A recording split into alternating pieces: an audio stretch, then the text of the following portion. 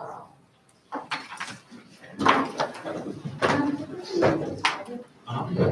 would just like to make a move to amend the agenda for discussion point. The CDC recommendations given Thursday. I don't think, Yes, okay. I'm not The sure what CDC's that's. community public Work level. just. Yeah, it's after the agenda published. I'd like to finish in a second. So I move to amend the agenda to add a discussion point entitled CDC recommendations, community public level for the county. In order to read these recommendations and correct in your map recommendations to allow staff and parents to make an educated decision regarding their own health and their children. Are there any public comments? Do we have a motion request for the second? Any seconds? All right, any public comments? No public comments, all right, anybody have any communications? All right, the consent agenda, may I have a motion to approve the consent agenda? You all have the executive session meeting hard copy minutes there. So moved. Megan? Oh, you want to read this first?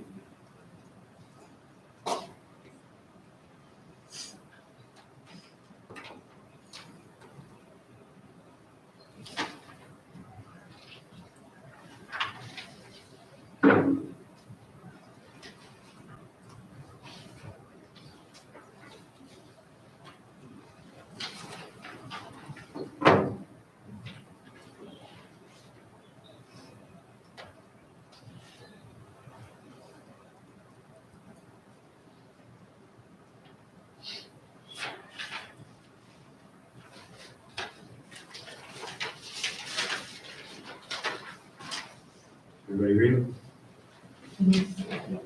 All right. Motion to approve the consent agenda. Megan, I think moved it. Is there a second? Second. All right, Julie? Would anyone like to discuss anything there? All right, all in favor? Aye.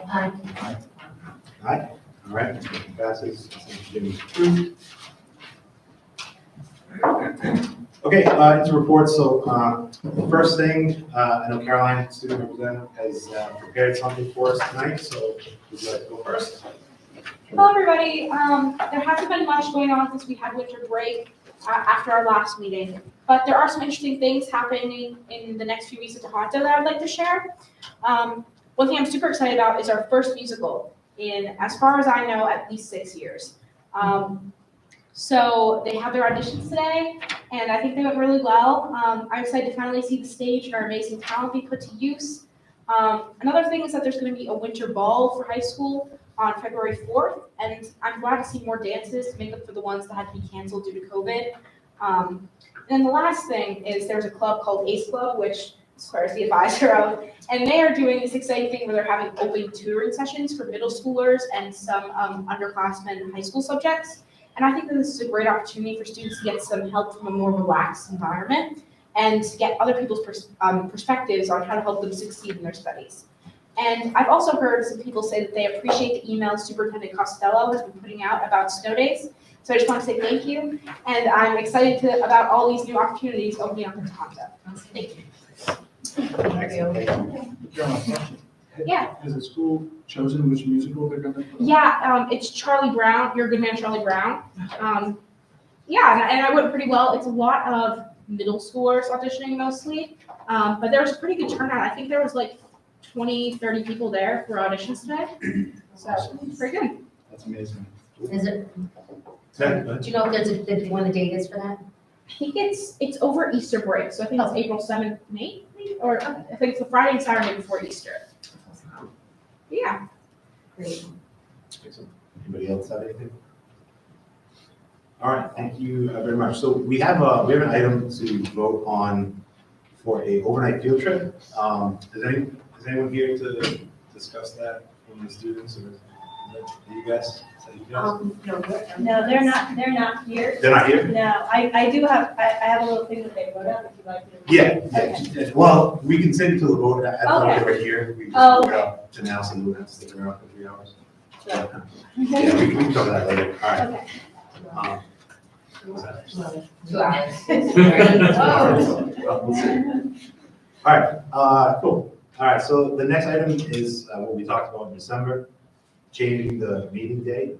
When we left in December, I said I'd talk with Carol about just the possibility of doing that right now. So the thing with that is there's 5 months left in this calendar after tonight. There's the 6 committee members, there's, I think I counted 11 or 12 additional people who are required to be at these meetings from time to time, including Christie, including Sebastian, right? That's, I guess. So, yeah. Right. Who've all made, planned their weeks and their months and their days around it. To change it for the next 5 months right now is gonna be tough. It's gonna impact a lot of people, not just the people that come to the meetings, but everything those people have set up in their schedules to help support them to get to meetings on Tuesday. Like, I know for me personally, I'm here on Tuesdays, so anything that happens with the kids, or if my wife has a work thing, or anything like that can't happen on Tuesdays, so she has to work around that. I'm sure everybody has something like that going on in their calendar, so it would just be incredibly tough to change it right now. But that doesn't mean that when we vote on the next calendar, which I believe we'll be doing in March, that we'll be working on that probably sometime around there this spring for next year. No reason we can't talk about changing the date then, changing the time. I wouldn't be against starting earlier, because what is the school business hours, the day ends at what, sometime between 3 and 4? I mean, I'm not opposed to having an earlier start time, just to accommodate you folks who are actually employees. Waiting around 3 to 4 hours after your workday ends to then attend another 2, 3, 4 hour meeting, that makes for a pretty long workday, I get it. So I'm not opposed to doing that when the time comes to schedule that. Personally, I think, in talking with Carol, and I talked with Lori, I should have said this at the beginning, but Lori's not here tonight. She had some things going on, some deaths, some personal issues in her family. So if you guys could remember her tonight, whatever it is that you choose to do in those situations, if you want to do that there, that's why Lori's not here. But I did talk to her earlier. The other days available in the week right now, basically Wednesday or Thursday, just absolutely impossible for her. So to vote to change a day to fix one issue, I think it's just going to create too many more issues. So that being said, no reason it can't be changed when we get the calendar for next year. And that gives everybody a full year in advance to plan and rearrange their next year's schedules around that. So if you guys have anything to say, feel free to say something.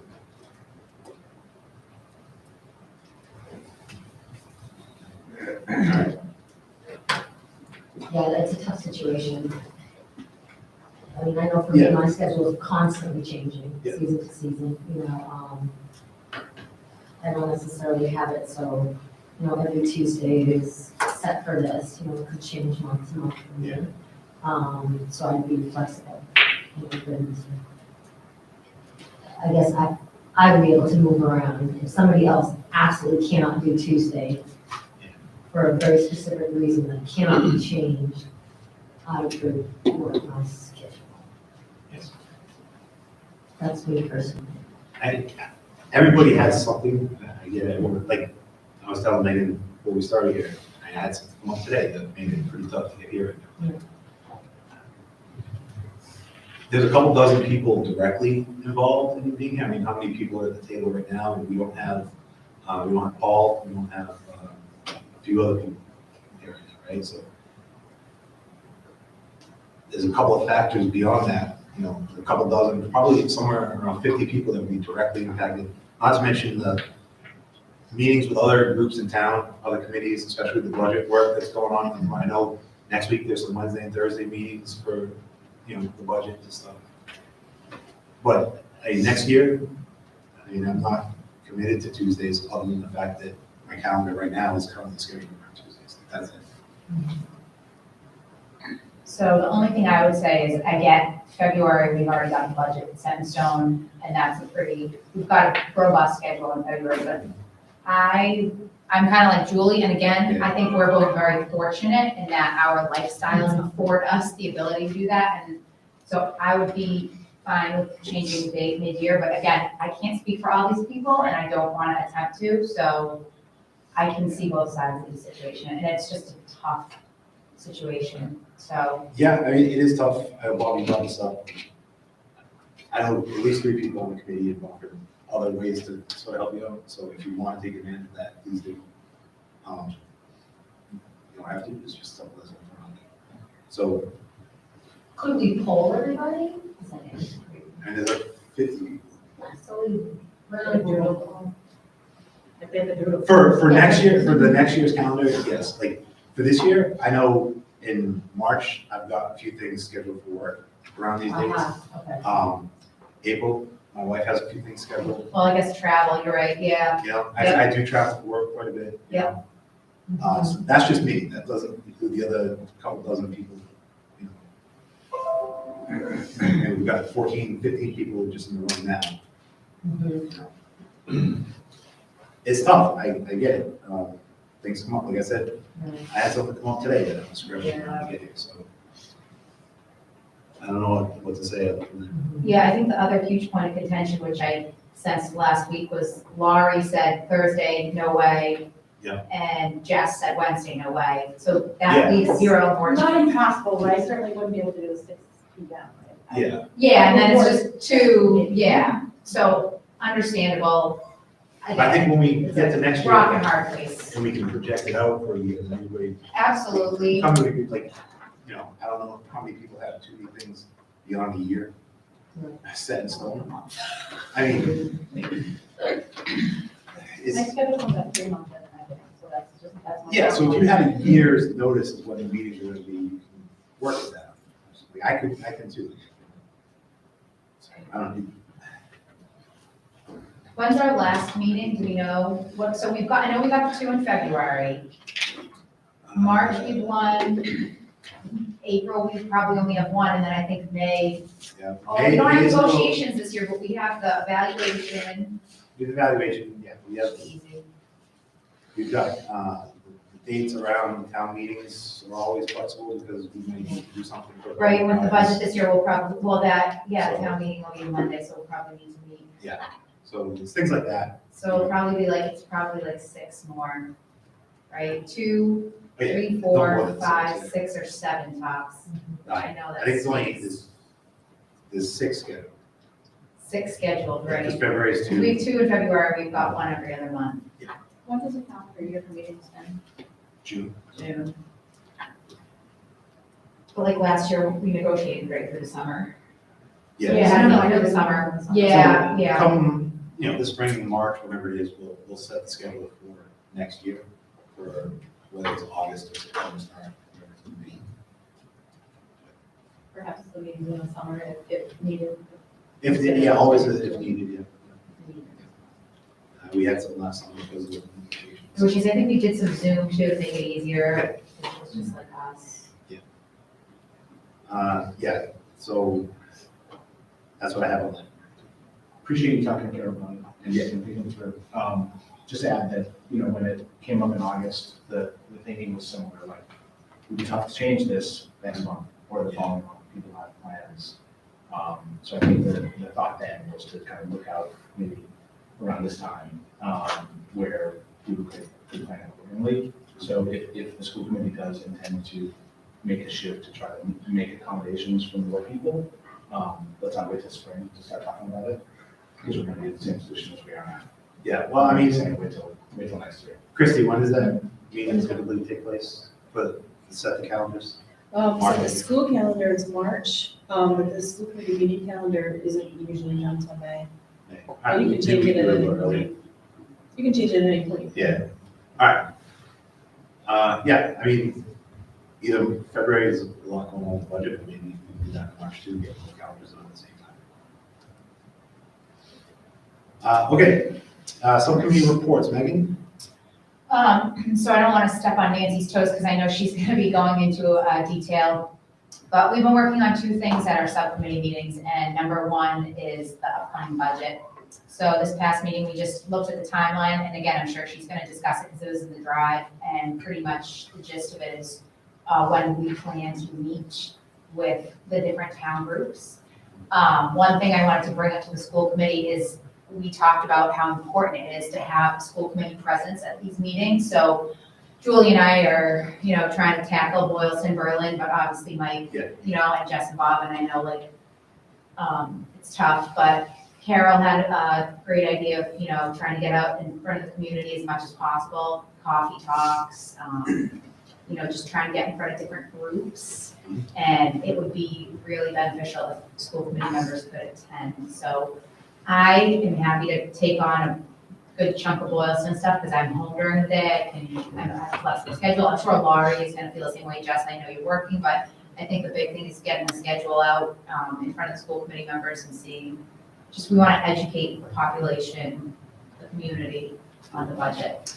And the second thing that we have been working on slowly is cell service for this building. So right now, we're trying to reach out to somebody that had tried to do it in the past and get an update on that. But I just want to let the public know, anyone listening, it is on our radar, it is being discussed, and we're trying to see what we can do. But as of right now, I think this was mentioned before, the best way to get cell reception in this building without violating any laws would be to get a cell tower in the nearby vicinity. I was curious if the safety of cell towers has been brought up.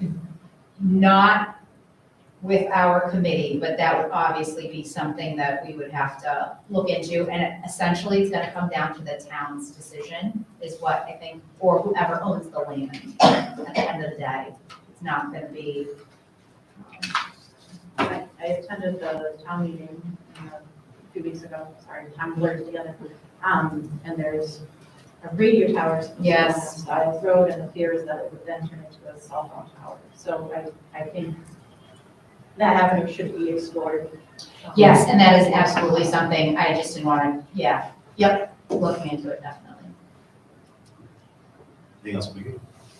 I don't think so, right? No, I just wanted to add on to what you're saying, Megan, so we're working on that schedule for the days of meetings, PTOs, CPAC, student councils, school councils and so on. And we'll have that calendar to probably the end of this week or early Monday, so we can start talking about who will fill those spots. We want to do 2 coffee chats too, we send some dates out for that. We also, we're working with Brenda emailed Brittany Blaney. Oh, good, And oh, this yes. is- She's talking us into, actually Nancy and I will be doing a little video on. Oh, really?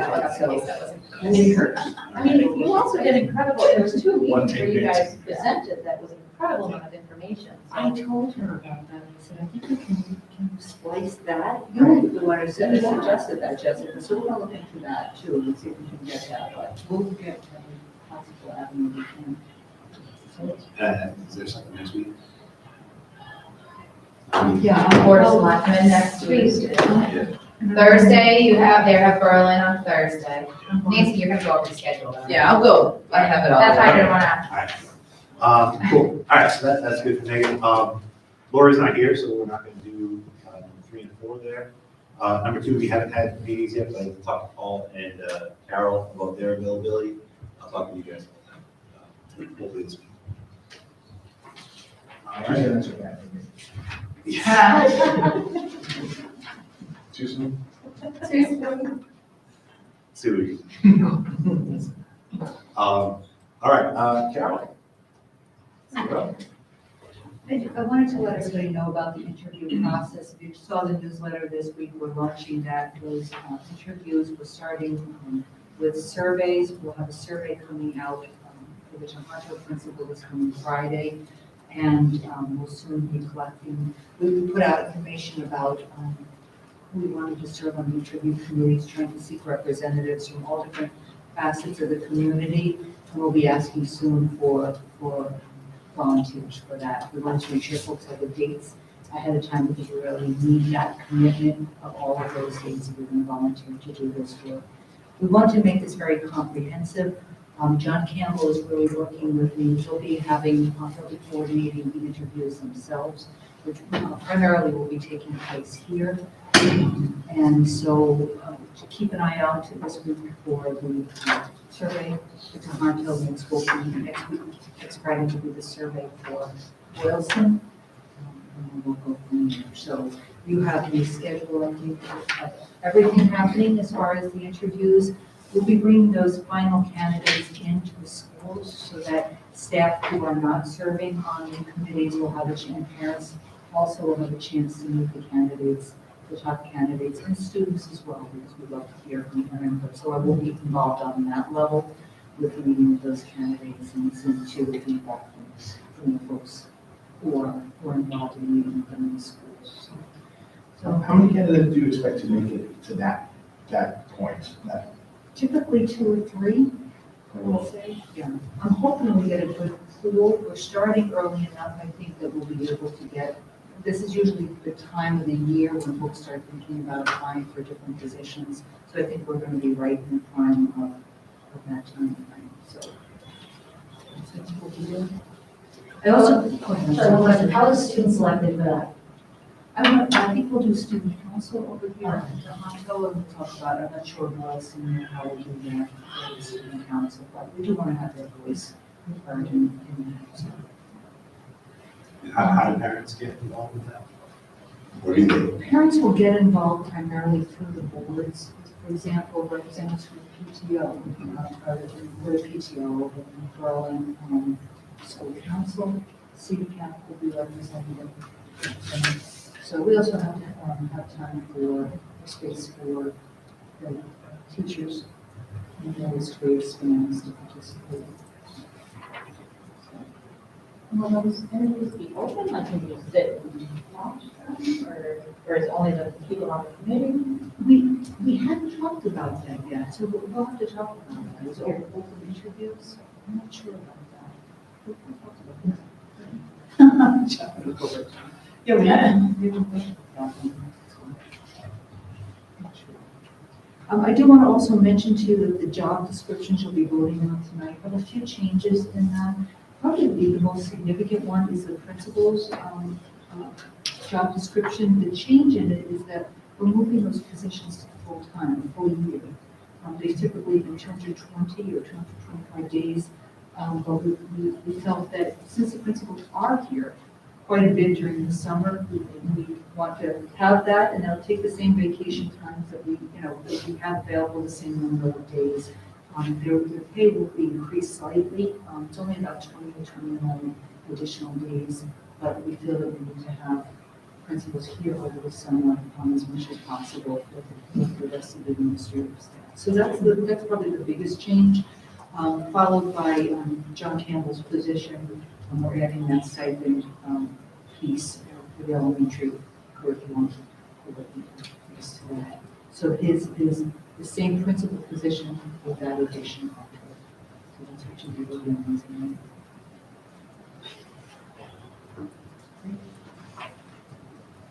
Anybody have a question for Carol? Sorry, I just have a question. So for like the interviewing committee, you were planning on having a student representative from student council, a parent, and then volunteers from this council, or what exactly would be on this committee? Sure. Are you looking for the Tohoto principal or specifically? It doesn't matter. I'm just wondering, like, for the interview process, who's going to be on each committee? Like, Sure. Oh, well, we have a whole list of those representatives. I can tell you for the Tohoto principal, we have Tohoto PTO rep, school council rep, CPAC rep, school committee member, special education specialist rep, middle school team leader, high school department chair, athletic department rep, and performing arts rep. okay, thank you. And then when the final candidates come in, I will give a chance for representative groups from, like, for example, student council. Thank you. We'd love to have everyone who wants to get involved in this and over. Try it all. That's pretty big already. It's a lot of cooks. What's that? It's a lot of cooks. it's a lot of us. We were trying to manage, like, bring it down, but also offer the opportunity for the additional representatives to participate. You need to be available for the dates, though. I think that's an important thing. So that will definitely weed out the people that are like, well, I have one complaint I want to voice versus I really am invested in this and I want to. Because it's like it's like 4 to 6 2-hour sessions within a couple week span. So it's a commitment. And that's why we want to get people to have Yes. times and dates out early, so that if you were committing, that you would know what they were. Yeah. The first one is really the planning session, going over the interview questions, reviewing the resumes of the individuals, and just planning for the process itself.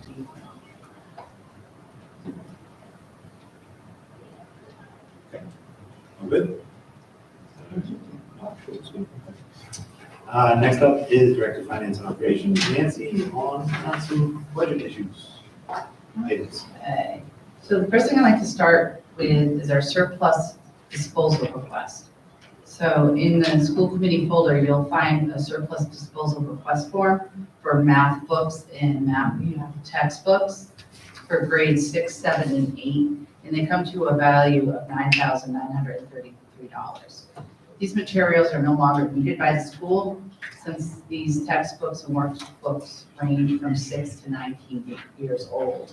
So we would like to have permission from the committee to dispose of them through waste removal. Is that recycling? Can I add on Yeah, to that too? recycling. Okay, Yeah. I just, you know, Yeah. you may be seeing more of this in the next year or so. There's many pieces of old material that the principal done. Yeah. The teachers have been storing in their closets and Yeah. have begged me to please remove. They're really old and we'll never use them again. Way moved, right? Lisa and Francine are nodding because it would look like this to remove them several years ago. So this will be. We would like the opportunity to share them with other school districts, but due to the fact nobody wants them, they're just too old. Caroline. So just for the old school books, are you planning on selling them or recycling them? These would be recycled, they're just so. So we wouldn't get the $9,000 back? That is correct. Okay. Yes, that's correct. Probably not worth 9,000 anymore, right? They're worthless. They probably will be. We did some research around. Yeah, we did That's some how we came to the research. amount that they're. Oh, that's fair market value? Yes. I thought that's what you paid. No, oh gosh, no. Yeah. So I sent, I'm on a listserv with the other district director of finance, and they're all trying to get rid of the state. So no one wants to buy it? Nobody wants to buy it. All right. So there's- Like other countries, So it's funny you say that. I have a friend who actually works with a school in a different country, but they have to pay the shipping. So the shipping would be on us. Yeah, but great thought. wonder like what the shipping costs are. I didn't think of that. So you said there's a lot more items around that would free up space for teachers. Why don't you just get them? Is there a way to offer these items for free to the community in a very low effort way? Yeah. In the event that there are people that, want to teach their kids at home or tutor or have a distinct interest in math. Could there be a website of, maybe a simple page of, we're gonna throw this away, if you want to just keep throwing stuff on there to clean out the closet. The cleaning out the closet page on our PBRSD website, is that more worth than it's, more effort than it's worth? We discussed this, I've discussed this with the principals, and Mrs. Ailes came up with an idea that they've done in another district that she's been in, and I liked this too, and knowing how much we have to get rid of, I just wondered if you want to share that. Yeah, no, I don't mind. It's just the idea that in the winter, we pay our custodians to be in the building on Saturdays. And so if we could maximize that by having, going through and having the surplus items out on for BES, I would say, out on cafeteria tables. And we just had the items and we said from 9 to 11 or whatever these hours, you can come in and go through, but by the end, we're going to recycle the items. I think part of our hesitation is that some of the items are no longer valid in their research of how we teach kids. And so that is something that we need to consider, but certainly that is a way for us to maximize a dollar amount because we're paying somebody already to be there. The basketball, so basketball is there. Okay. I know Nancy was like, wait a minute. What? Basketball pays for the custodian to be there, so they're in the building on Saturday. So it would just require an administrator or somebody else to be there. It's a tough one because I know we're trying to remove a burden from the school by getting rid of this. Best intentions aside, we don't want to add more burden into the process. Right, and we're happy to look into some other options for this, and some of it may be more relevant to, some materials may be more relevant to parents now, if they're newer. I have seen it in a prior place done where you just post it on the website, workbooks, if you want to come look through them. It could be good workbooks for the kids to work over the summer. Give the parents a week to come in, have an open table, and they could come do that. I've seen it done a lot more during the summertime. Sure.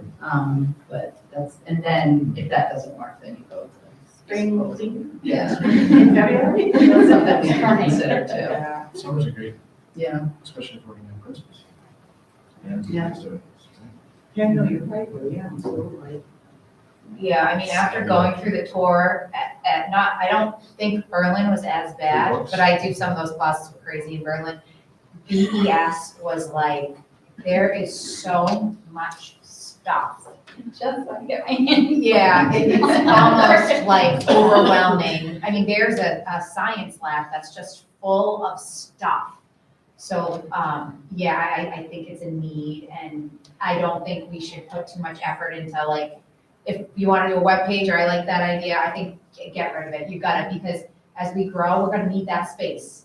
And if it's not cleaned out, like, oh, we can't accommodate this other classroom, or, then that's gonna create more. So I like that you guys are taking the initiative on that. I say, yeah, I'm a big purger. Yeah. I know, yeah, I wish there was a cheaper way to recycle, but. Okay. Good? Okay. So in your packet, you'll find an updated fiscal year timeline. These changes that have been made are highlighted. There are 3 of them. The first is a meeting that we are having with the Berlin Capital Committee. That is on Thursday, January 12th. We will be reviewing the fiscal year 24 capital budget request. This is an in-person meeting at the town hall at 5 p.m. in room 226. The next edition is a meeting with the Boylston Select Board. Excuse me, Nancy, Yes. are you referencing something on the drive? No. Yeah. Well, Yes. yes, I am. Oh, That's sorry. my 24 budget timeline, Bob. Yeah. Looks like that. In the reports, no, sorry. Okay. Thank you. Next is the Boylston Select Board meeting. That's on Tuesday, January 17th at 6:30. And this is to give an overview of our fiscal year 24 budget, and this will be over Zoom. The last is a meeting with the Berlin Finance Committee. That's on Wednesday, February 8th at 7:30. And this is to review the fiscal year 24 budget. I'm waiting for confirmation, but I believe this is an in-person meeting. Those are the changes to the budget timeline. So I quickly wanted to go over the fiscal year 23 budget. So in your packet, you'll find the fiscal year 23 year-to-date update. It is, at the top of it, you'll see that it's shown for the entire school district, and then it's broken out by school. So in a brief overview, I just want to let you know we're in a good financial position for this school year at this point in time. As you are reviewing these figures, please keep in mind that we have several line items that are not encumbered. So therefore, the budget balance is always a changing number.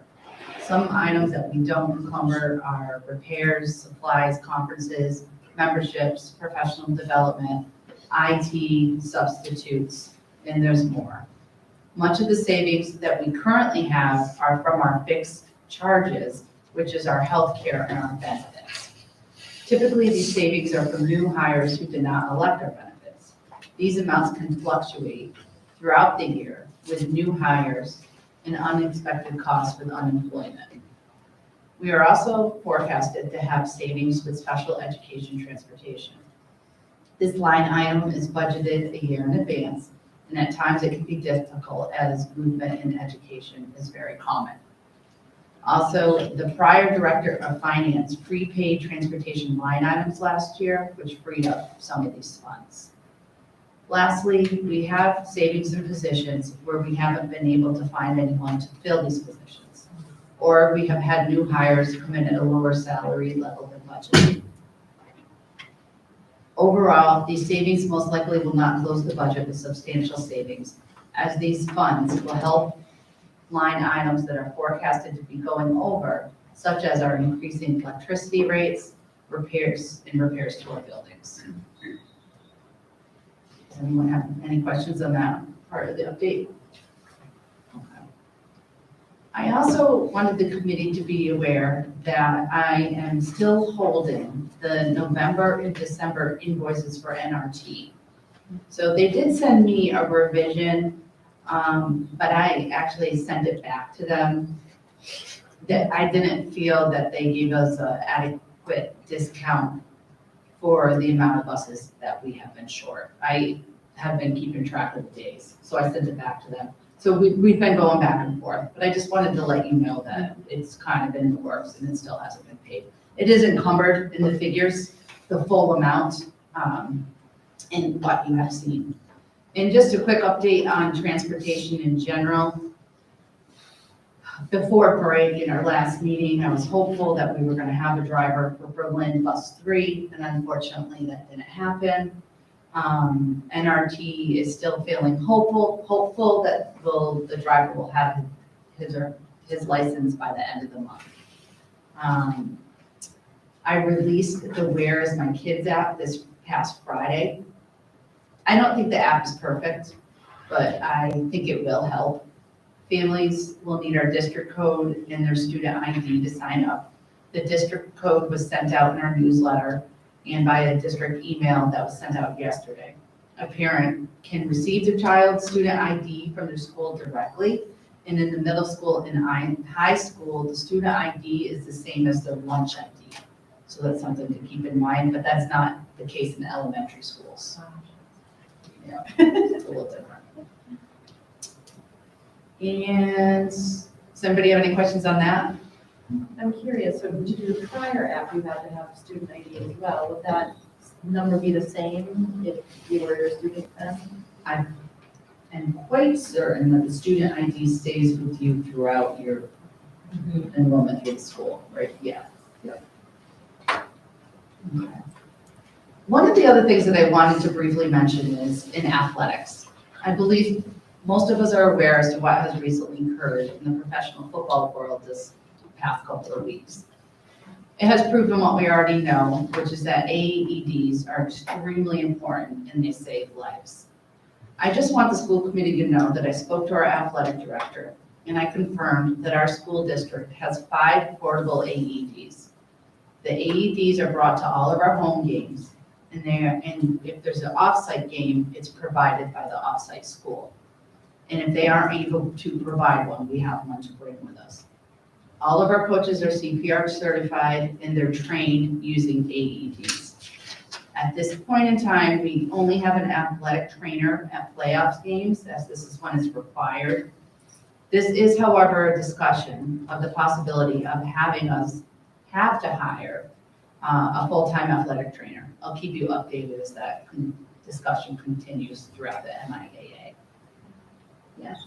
There was some discussion of the athletic director also being trained as, what did you mention, sorry? Athletic trainer? Yes. Oh, okay. I don't know, I mentioned that previously, I wasn't sure if, there was talk within the school or talk with the? No, at a previous meeting when we were, Okay. or maybe not. Yeah. No, I'm saying it. Is there any discussion of like maybe including it within our training or providing money to do that training? I think that we could look into that. Yeah. Good suggestion. I just wanted to say on behalf of the athletic community, which I'm very much a part of, thank you for checking into that. Because I know that the parents on the sidelines, especially with cell service, it is unnerving that, if they're aboard a medical emergency, you getting medical personnel out there, speedy time, it's a bit of a gamble. So to know that the coaches are trained is hugely helpful for people listening, and that we do have the kits too, so that's awesome. So thank you very much for your work. I'm curious, for after-school sports, I assume the office gets locked at some point, like if, after the day, there's a public phone that you could run up and dial 911. I wonder if a similar, something could be put by the front entrance in all schools that you could physically dial 911 without access. Completely read my mind. Yeah. A red phone, A red- for emergency purposes only. Yeah.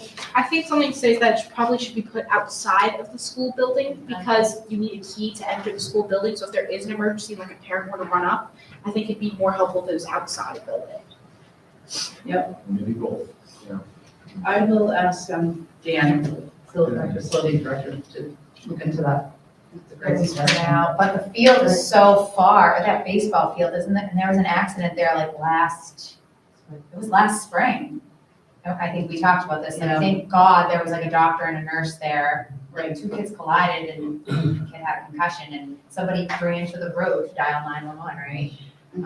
But there were like first responders or whatever on site, thank God, but I mean, like, if you're gonna do it outside the school, I mean, that field is pretty far, yeah, right, like you have to. Because there's telephone lines that run along the road, so I wonder if, public phones are a thing of the past. Yeah. but it's just, No, I just think we gotta get cell service for this school. I just think it's a huge, I mean, another thing we talked about too, I don't, it was like last year when we talked about, active shooters and we had the presentation by the police departments. It's just so scary to think, if something happened and, you can't dial from your phone. So, Have repeaters, I think I mentioned it one, but have repeaters been bought to be looked into? yes, Okay. there's a whole thing. If they do that, then they're out of a violation code for allowing kids to access their, it's a whole, right? That Paul explained it. Yeah, Paul's not here, he explained that to us. But yes, repeaters, that was the very first thing we brought up like last year and it would like bring us Because out. that's the school then creating that cellular network, is that? We'd have to pay a fine because we're out of some code. Yes, the school would be creating a network. It would be an open network. It wouldn't be blocked, so the kids could access anything. They could be on their phones all day. Versus if we just have a cell tower, the liability falls outside of the school. So I mean, we could do it, but I think that the fee, it was like 20 or 30 or 40, it was like 40 grand, it was expensive. It was like thousands of dollars. Also, it just opens up. It opens up liabilities too, like if something happened versus if there's a cell tower and And it's just no way to put a, passcode or a block, I don't know. not on cellular service. I think they have it on the internet. Go back to the AEDs, you talked about sports, we'll go to gym classes, are they available then? Yeah. There's one right outside. outside. Yeah. Oh, Yeah. Right there. Yeah, and be able Yeah. BES has one too, right? Yeah, stationary. Yeah, that's what I thought. Yeah. I mainly was asking him about the portable ones, just Yeah. because of the games Outside. readily available, but yeah. But I mean, it's just great, Nancy, that, I've been in the district for a long time, this has never been discussed. And I don't think it's, I mean, I know that there was an awful incident with a football player, Right. but still, that you're So- thinking about it, it's on your radar, and this is great. Great, thank you. I have one more, and then I'm. You're doing good. So I just wanted to update everyone on the Boylston facility assessment. So recently, the Office of Inspector General changed the requirements under 30B for school districts. So it now says that we can solicit written quotes for supplies and services estimated between 10,000 and 100,000. So it was previously 50,000. So due to this change, we don't have to go back out for bid. I spoke to Dan, our facility director, and he is working on getting us 3 quotes for this project. So hopefully this will speed it along a little bit faster. Which project? That's to do the facility assessment Oh, and the assessment. invoice it. Yep. And now I am done. Well, no, I'm not. I have the preschool teacher to discuss. Oh. So Janelle and I want to talk about bringing on 0.5, an additional 0.50 preschool teacher for Berlin. Do you want to Sure. take it from here? Sure. Okay. Yeah, so we submitted a report, and we are requesting to increase the current Berlin Memorial preschool teacher is currently a 0.5 half-time position. Our request is to increase that to a full-time position. We started off this school year with our with our half-time preschool teacher on a leave, and then we learned later that she wasn't going to return. So we've had a long-term substitute in that position all school year. We've had the position posted as 0.5.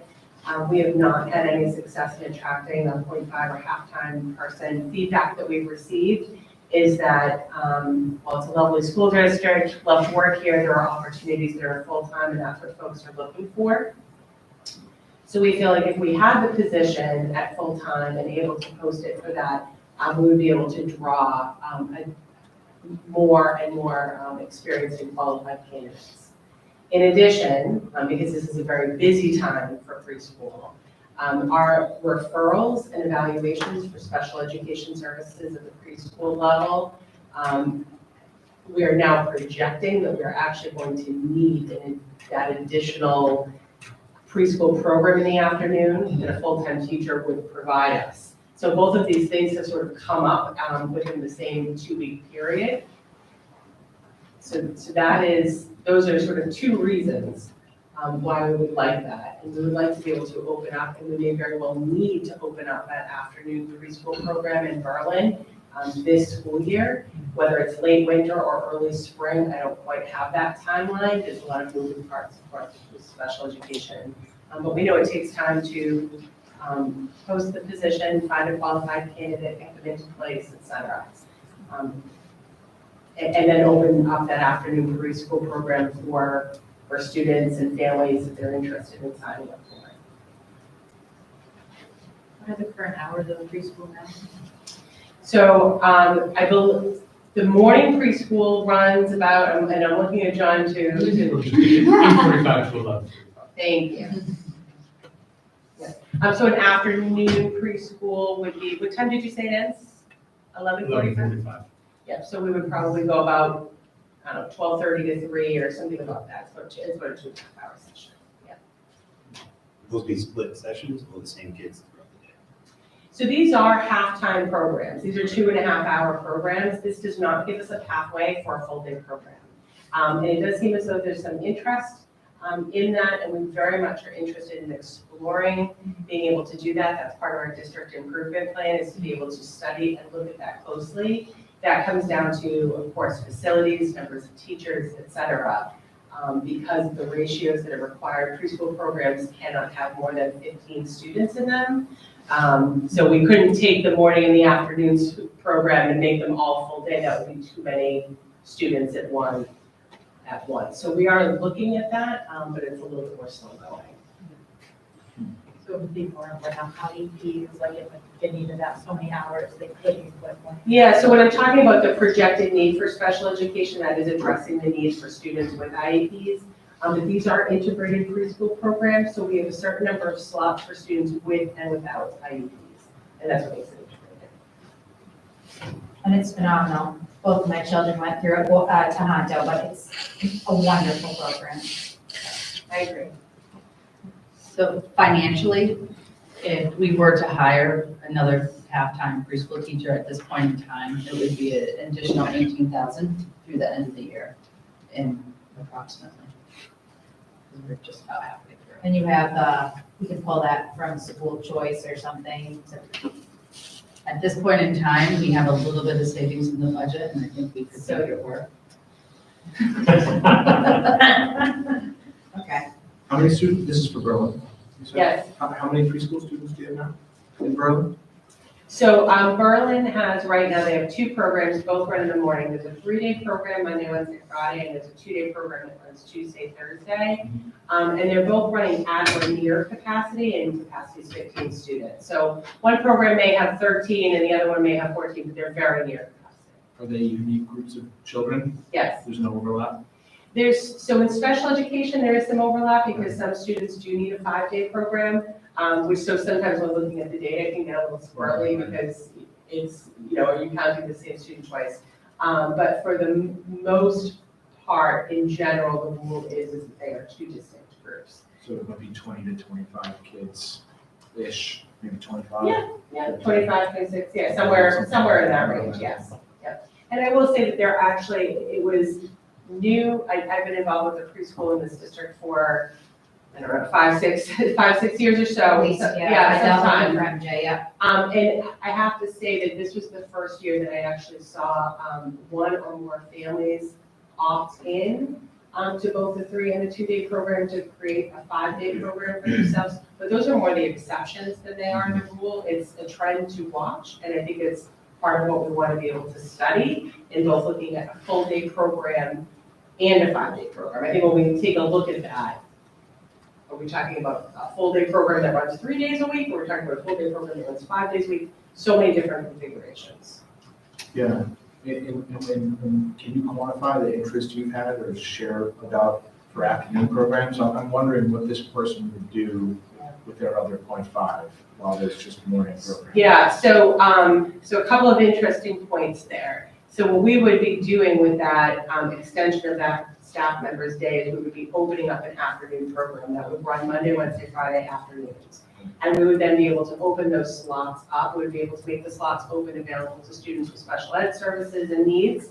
And then we would be able to open up those slots to families that wanted to tuition their child into the program. And then that running 3 distinct preschool programs for a teacher requires a certain amount of preparation, consultation, et cetera. So their Tuesday, Thursdays would consist of some of their preparation time, having a special education license, if they needed to lend a hand in kindergarten for an hour or so, we might have that flexibility as well.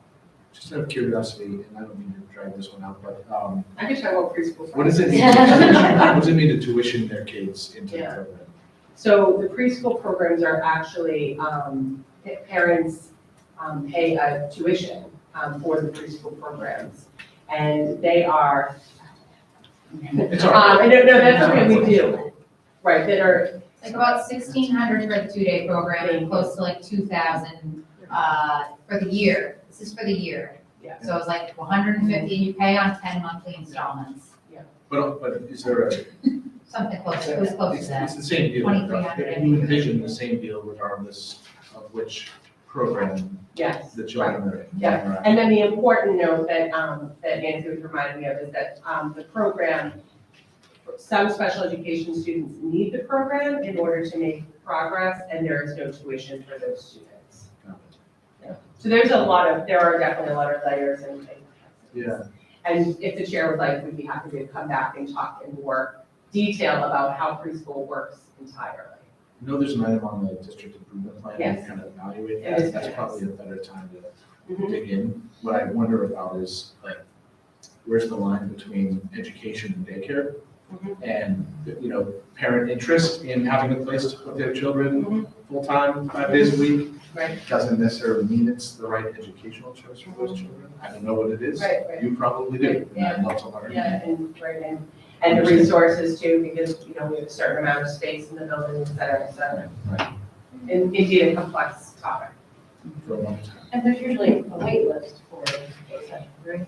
So the wait list is interesting, and we have had a wait list, we ran a wait list fairly intensely. I was looking at that data this afternoon. We had a wait list of 19 just a couple of years ago that lasted all the way through the end of the school year. But as of right now, for this current school year, there is no wait list. And based on the applications that are coming in for next year, I do not anticipate a wait list. We will need to do a lottery for the applications to make sure we get people into the right first and second choice spots, but not this. I don't think it will result in a wait list. So it varies a lot. Year tonight, I remember that year, oh my God, I was so nervous. But yeah, that was Huge one wait of, list, I think it was either MJ's last year or Madeline's first year. And my neighbor didn't even know, and she was number 4, and nobody dropped the program. It's a great program. If you have any questions, Bob, it was awesome. I have no doubt in that, I'm sure. All right, anything else? Unless there are any questions. Thank you. Right on time, you guys are all set. Okay. Talking to the first, colleagues and crime here. All right.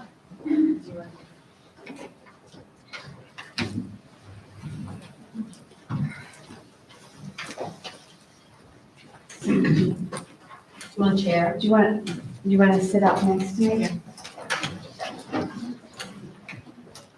So, my name is Lisa Sequeira. I am the Science, Technology, and Engineering Department Chair at Tohoto.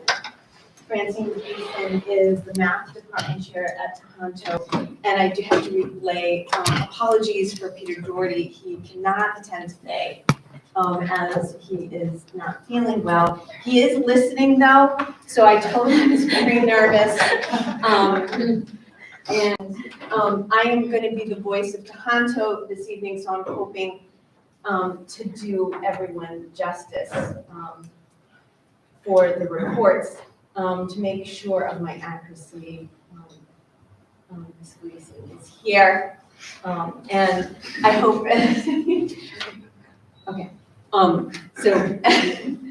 Right. So everybody has it. And so I'm going to move around, and I apologize for the viewers at home, but I don't see it, so it doesn't work.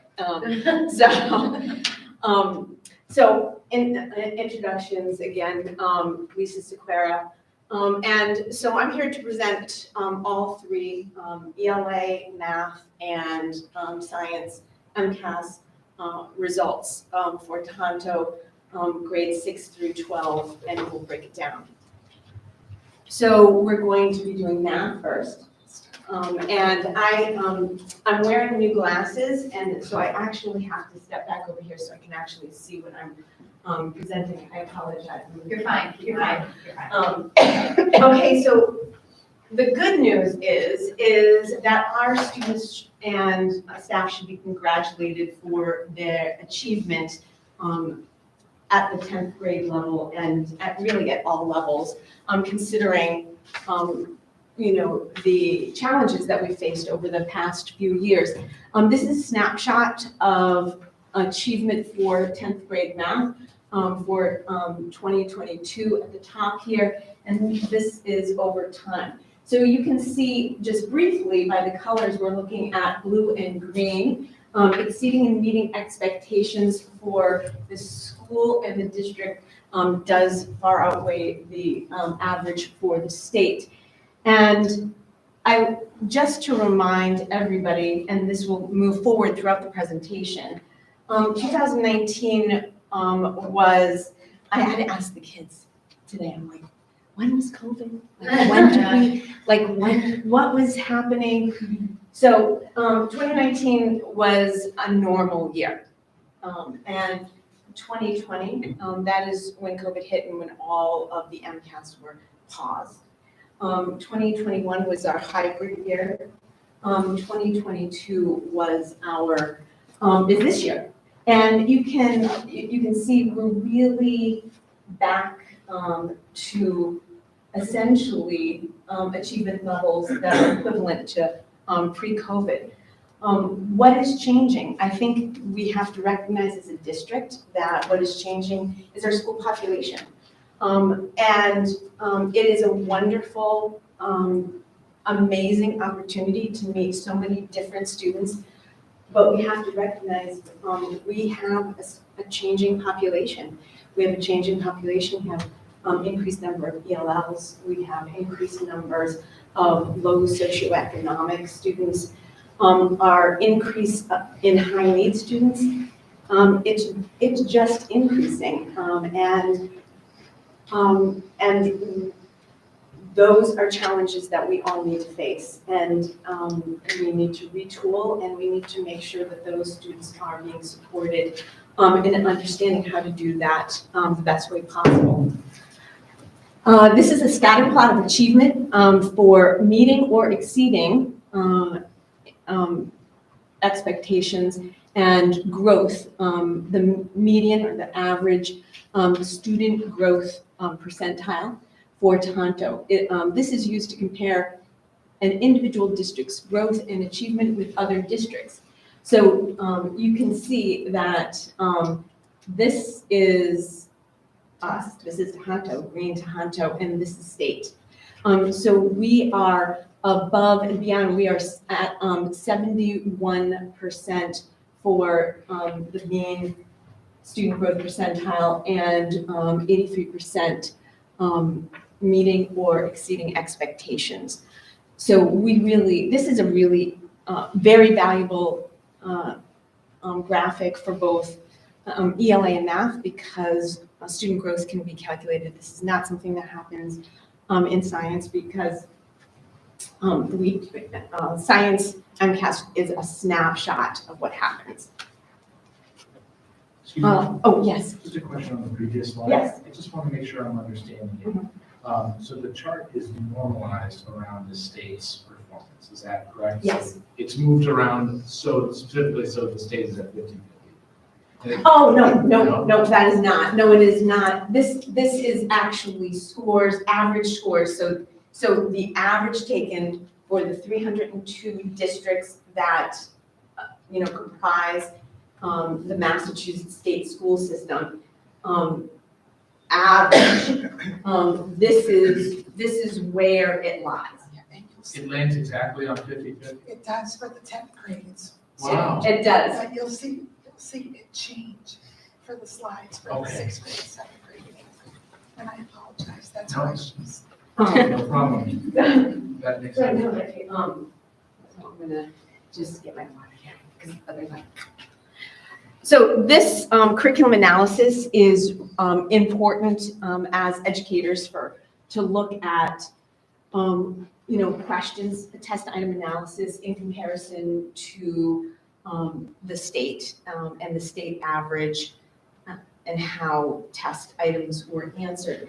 So this line is how Tohoto achieved in each of the test items in compared to the state. And we are above all of, the scores for the state, except for one item. So that is incredibly important information for us, because we then we take a deep dive into each item, and we look, is it content or is it question type? And that's really valuable. And in this case, it was question type, and so that's important, because then we can help students master that type of question. Grade 10 highlights. Tohoto is ranked 4th in the state in student growth percentile in mathematics on the 2022 exam. 84% of Tohoto students are exceeding or meeting expectations in mathematics. So 65 out of the 78 students. So that's really something to be proud of our students for that type of achievement. And the presentation that Peter, Mr. Doherty, here for that presentation, understanding the goalposts are changing. So it is harder to meet these standards. The state is, changing the guidelines and changing the scoring for these tests. So this is 8th grade. Again, we see that our school and district is meeting and exceeding expectations at a higher rate than at the state level. We see, that's about the same. It really is really about the same type of, reflecting the same type of data. We're essentially back to our pre-COVID achievement rates. And this is a scatter plot for 8th grade. And you can see that this is no longer 50-50. So it's 50. It's 50-36, it's right. Oh, okay, 50-36. So, and I think it's really important. We'll see this in grade 7. We'll see, this is all the same graphics. You all have access to this, but looking at, we really want to look at, how are we doing in comparison to the state? So meeting and exceeding, we are above the state. And then partially meeting and not meeting, that information gets more and more significant. And you're going to see those numbers increase as, we go 7th grade and 6th grade, because they're still learning math. And I always find it amazing that people are like, well, what's happening? And well, they're young and they're learning. You know what I mean? Seriously. And it's really impressive to watch the growth over time in math. Growth over time in science, it's not calculated, but growth over time in ELA and math is really awesome, incredible, and you'll see that. So we have, again, we have 50-37, and Tohoto is again above that state achievement and student growth percentile. And we have 6th grade, again, you see that, it's the same, but you can also see it fluctuates with the state as well. So we are still, achieving above the average state level. That's what we'd like to see. But we know that, 6th graders and 7th graders and 8th graders, they're accumulating their knowledge, they're accumulating their confidence, which has a great deal to do with, achievement in math. Grade 6, again, we have around 50%, 42%, but again, mean student growth percentile as well as percent meeting or exceeding is, above state level. Growth distribution. This is a great graphic, one that is not available to me, but you can see what we're looking at is, so you have all grades, the first line, and then 4 through 10. And what you're seeing is the darker greens are those growth percentile, growth in high and very high. So those two darker colors, you're seeing high and very high growth. And you can see those bars increasing over time. So by the time they get into 10th grade, you've seen tremendous growth. And you are seeing progressively greater growth. And I think that's what we're looking for. And this shows it a lot. And this shows it a great deal. Do you want? Grade 10 is the one on the right. Right. So this is great. This is the one we went over today. So you can see, like, these are all, like, all grades. And then you can see from the lower grades up, growth and achievement are increased. And that makes sense because students gain foundation, they gain confidence, and that is reflected in how they are able to manage this type of test. Yes? Just a question, to that point, are the expectations set in a way that take that into account? These are measurements against expectations, whatever those are, right? So do the expectations take into account that the students are still forming those foundations and whatever? So whose expectation? Those that students are measured against. So the state I honestly have never had that conversation with any representative. I've had some, intense interactions with state representatives on this. Very frank, now I think she ducks from me. So, I don't know if they take that into account. So for example, the person for, the Science MCAS state, representative, who's a lovely person and very knowledgeable and all that, they said, we are going to be, moving towards a fully online. And I just, fully online is just hard. And it is really hard. It's hard for everybody. And there are a few students who are really good at taking assessments online, digitally. And she said, and I said, well, do you take this into account? And she said, they're always on their phone. And I'm like, oh my gosh, you've not been in a classroom for years. They can be on their phone all day long. They can do the TikTok and the Instagram and all of the things. But you get them on a digital platform for learning, and they're like, how do you do this? What do we do? Like, how do you submit? How do you prove? It's a completely different way of interacting with material. Yes? And I wanted to add on, Bob, to your question. So there are standards that they're expected to meet in each of the grade levels.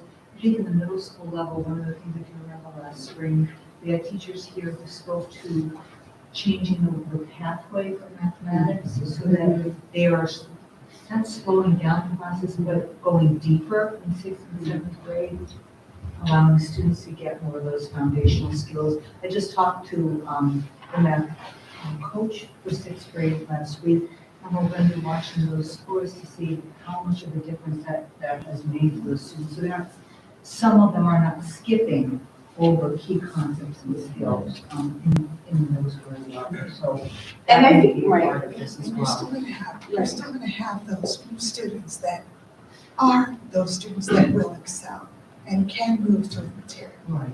Yeah, and we're still gonna have to accommodate that. Yes, well, a lesser population, But a I lesser think, than population in the set. past. Right. Absolutely. Because they're also, I think, oftentimes, and you can correct me if I'm wrong, I think oftentimes people forget that brain development and, cognitively, your young brains are ready for certain things at certain times. And you can expose them to algebra, and push it and push it and push it.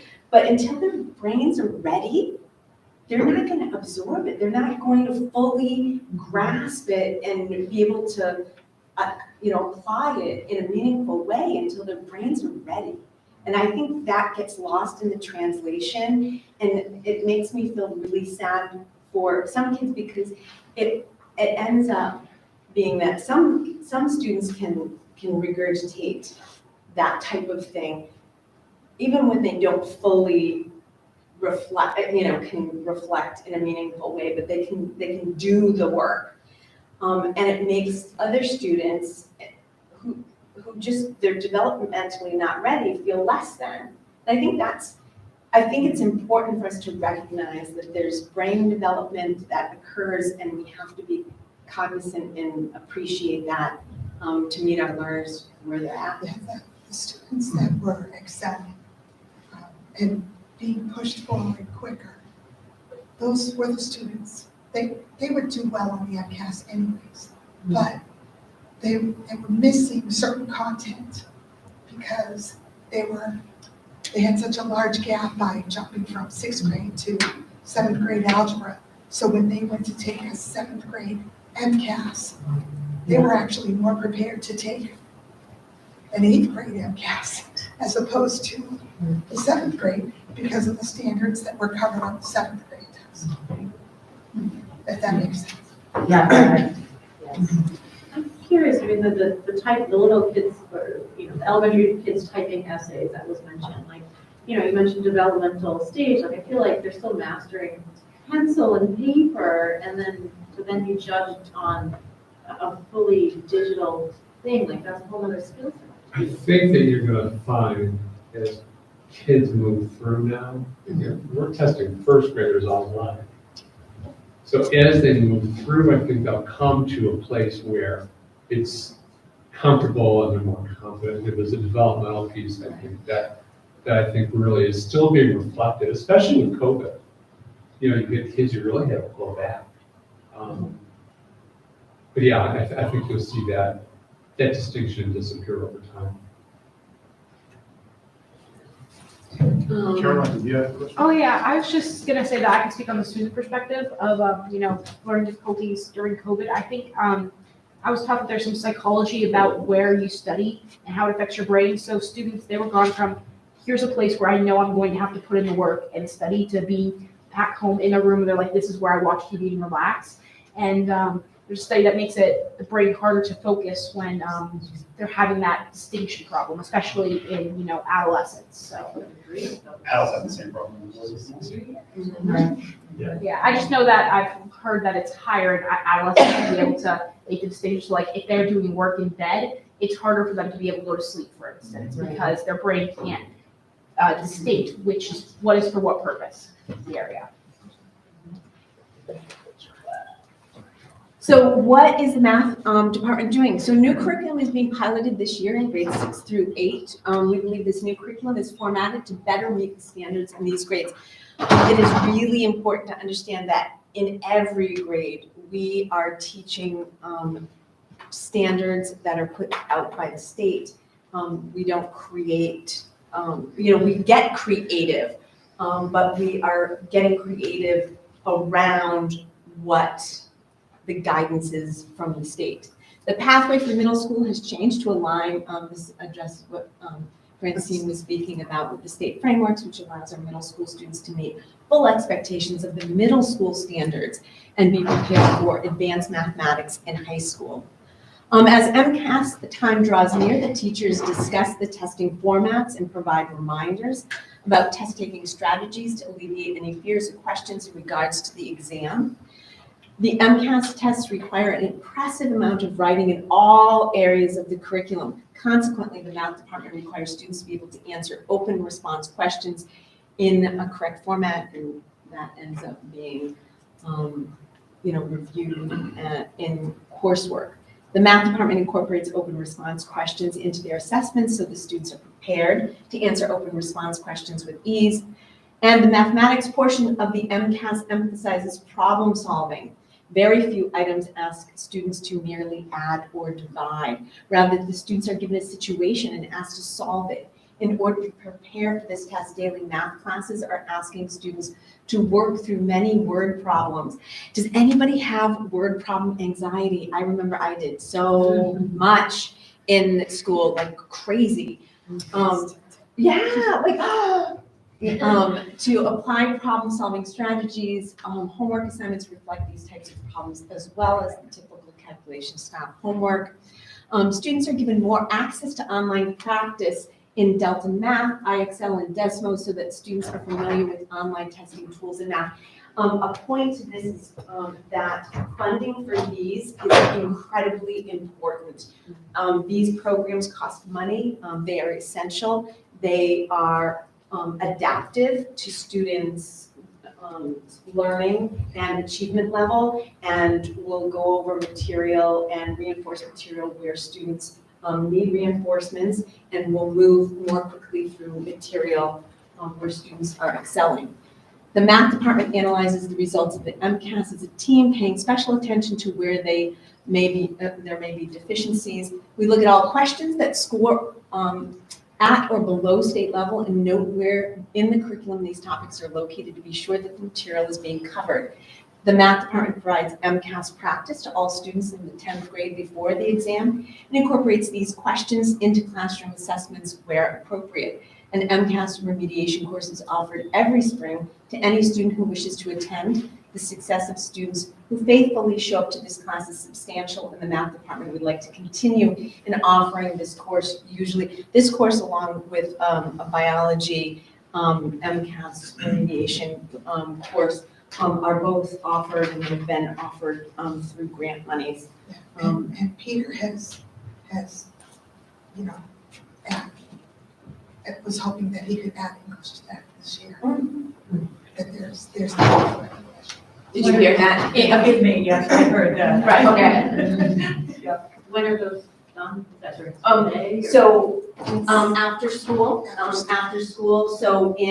so for math, we take 6 weeks out, from the exam, and it's 2 days after school, for 6 weeks, so there's 12 sessions. For biology, we take 6 weeks out from biology, there's a 1 week overlap, which usually is fine. And I have found great success with one after-school program, and then I do one Google Meet, usually from 7 to 8 p.m. In the evening. That's been great and really allows for students to access remediation when they're, they've had trouble like with travel and, scheduling. So, so now we'll discuss the science, technology, and engineering. So this is our 8th grade science, technology, and engineering MCAS scores. So the top figure is the overall state average assessment and achievement levels, and the bottom graphic is a Toronto, and there's 72, or actually 71% are either exceeding or meeting expectations, whereas we have the average for the state is 42%. So for the 8th grade MCAS, we're far exceeding what the average state score is. So there are 87, oh, yes. In all these grades, all these charts give you shows. Yes, we're far exceeding the state. Like here, it looks to me like there's still a quarter of the entire class who's not even meeting expectations. Is that? That's the state. That's the state. So, The bottom is the district, right? right, so The this is yellow the line is state. partially meeting. Right? The So yellow line. that's partially meeting. Is that over, how far over the 20s? 23. Oh, well, it would be right here, partially meeting. So yeah, so the exam is 26%. 28% is not even meeting expectations. Well, no, that's not true. Partially meeting is not meeting. Not meeting is not meeting. And partially meeting is that they're moving, towards So, but they're not where they're expectations. supposed to be, is that what that is? Excuse me? They should be, like, we should want, as a district, set a standard where everybody can at least meet the perspective. That We have would, a quarter of the class here that's not doing it. so I would say, yeah, that would be, in a perfect world, yes. But that isn't reality. So partially, so Can I students. jump in for a second? Right, yes. I know what you mean, so let me clarify. Thank Sorry, you. but not with that new. That's so, not even in a perfect world where all the children were perfect children. Right. What we struggle with, and you've heard me talk about, 90% meets or exceeded by the end of 3rd grade. There are children for whom this test is inappropriate. Right. There are children who take the test because everybody has to take the test. We know that they're not going to meet the standard because, for a variety of reasons, I think it's because they're special education students. It's not fair to expect them to do it. It'd be like expecting me to run. It's just, I'm going on the track with you, but I'm not going to be very fast. And that's what we're showing. It's not that we're not where we need to be. It's that we have to learn for those children who don't meet or exceed expectations. Are we doing our best for them? What's their growth rate look like? I think last time Peter was here, he was talking about the importance of student growth. And you can look at those kids who don't meet the standard, but they're still growing at or above what we would expect. That's what we shoot for. So what does this mean in terms of like when they go to present the budget to the town says, well, how are you doing? And we show them this graph. I think What are the implications for us, the state? It's where you start to look at our scores in relationship to districts like us. And our scores, especially at Tohoto, are really strong in comparison to schools like our school district, and even in comparison to some schools who might be, considered better than our school district. I think there's probably not a teacher in the building who just doesn't think they could do better, given more time and more resources and, opportunity, because you're always striving to do better. Right. But the reality is, I keep saying 90%, it's not really a very realistic goal. If we got to 75, 80% in tests like this, in each subject, in each grade, we would be at the top of the state. So comparing us to other districts, like you said, and a parent or a taxpayer telling us that it's compared to another district, that's fine, but we still have a quarter of the class at whatever level. And you want how much more from me this year? What are you gonna do with it? Well, and that's the challenge. So you've got to quantify that. Sometimes it's hard to quantify. These are, the 8th grade science numbers are really, really good numbers. This is an area where it's not that we're satisfied, but it's the challenge for our school district. And I'm starting to step on your time. I told her, okay, I got stuff to say, so wrap it up. So it's like, The challenge for our school district is to identify our areas of growth and to articulate those effectively. We need to do, and I'm going to argue, we need to do a better job in early literacy. We are not where we need to be. But I think that through the work of really good elementary school teachers and the hard work that gets done here, we're in a much better place. But if we don't get improved programming and better support for teachers in terms of professional development, we're not going to get our kids to where we want them to be. Peter and I talked over the summer. My goal is for every kid to be able to read The Outermost House. And it's a wonderful book about the kid, and have them understand it. There we're not yet. That's right. I would do. I think also, if you look, if you add the exceeding and the meeting, that's 71% are meeting or exceeding the expectations too. So I think if someone said, well, a quarter, or the other quarter is, or 3/4 are doing it, so. and I also think that is important to recognize, as Peter had identified in the last presentation, and particularly with science, and you'll see in the next slide, they're changing the goalposts. So students who were meeting expectations last year may be partially meeting this year because they've changed the delineation, they're like, okay, so instead of, 230, it's now going to be, 235 or 200. They're changing what it means. And depending on, what things are released, this is the first year for biology that they've released the new exam questions. Past 2 years, it's been shooting in the dark. I have had no idea what the questions are, even when they released. So I was understanding, what standards that we might need support in. They were doing the same thing in math as they were restructuring the exam. They weren't allowing us access to what types of questions the students weren't performing on. We had no idea. We had no idea what the questions were. Now, we're back to being able to see what those questions are.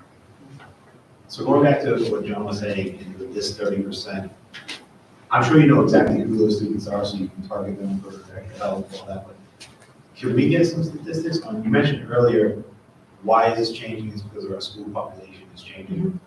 ELL, low socioeconomic, I know that's something we talked a lot about last year, which now higher needs populations.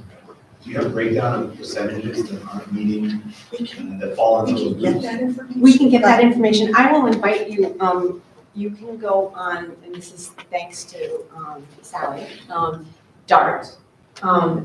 DSTART, you just Google DSTART and you can look up anything about the district, our population, the breakdown of behind needs. As it relates to the schools. I can get some of that, but as it's changed over time, as our population has changed over time. Yeah, I think everybody understands the population is changing, just look at the building that's going on, but as it relates to these schools, like, is it, a certain demographic has moved to town and they're falling in here, or is it spread all over the place? Is it equal? Right, we can absolutely get that information and download those reports. I know in math, I can do it by different subgroups. Right, we can download, by different subgroups. I would add to this too in the big picture. I think this is to your point, Mike.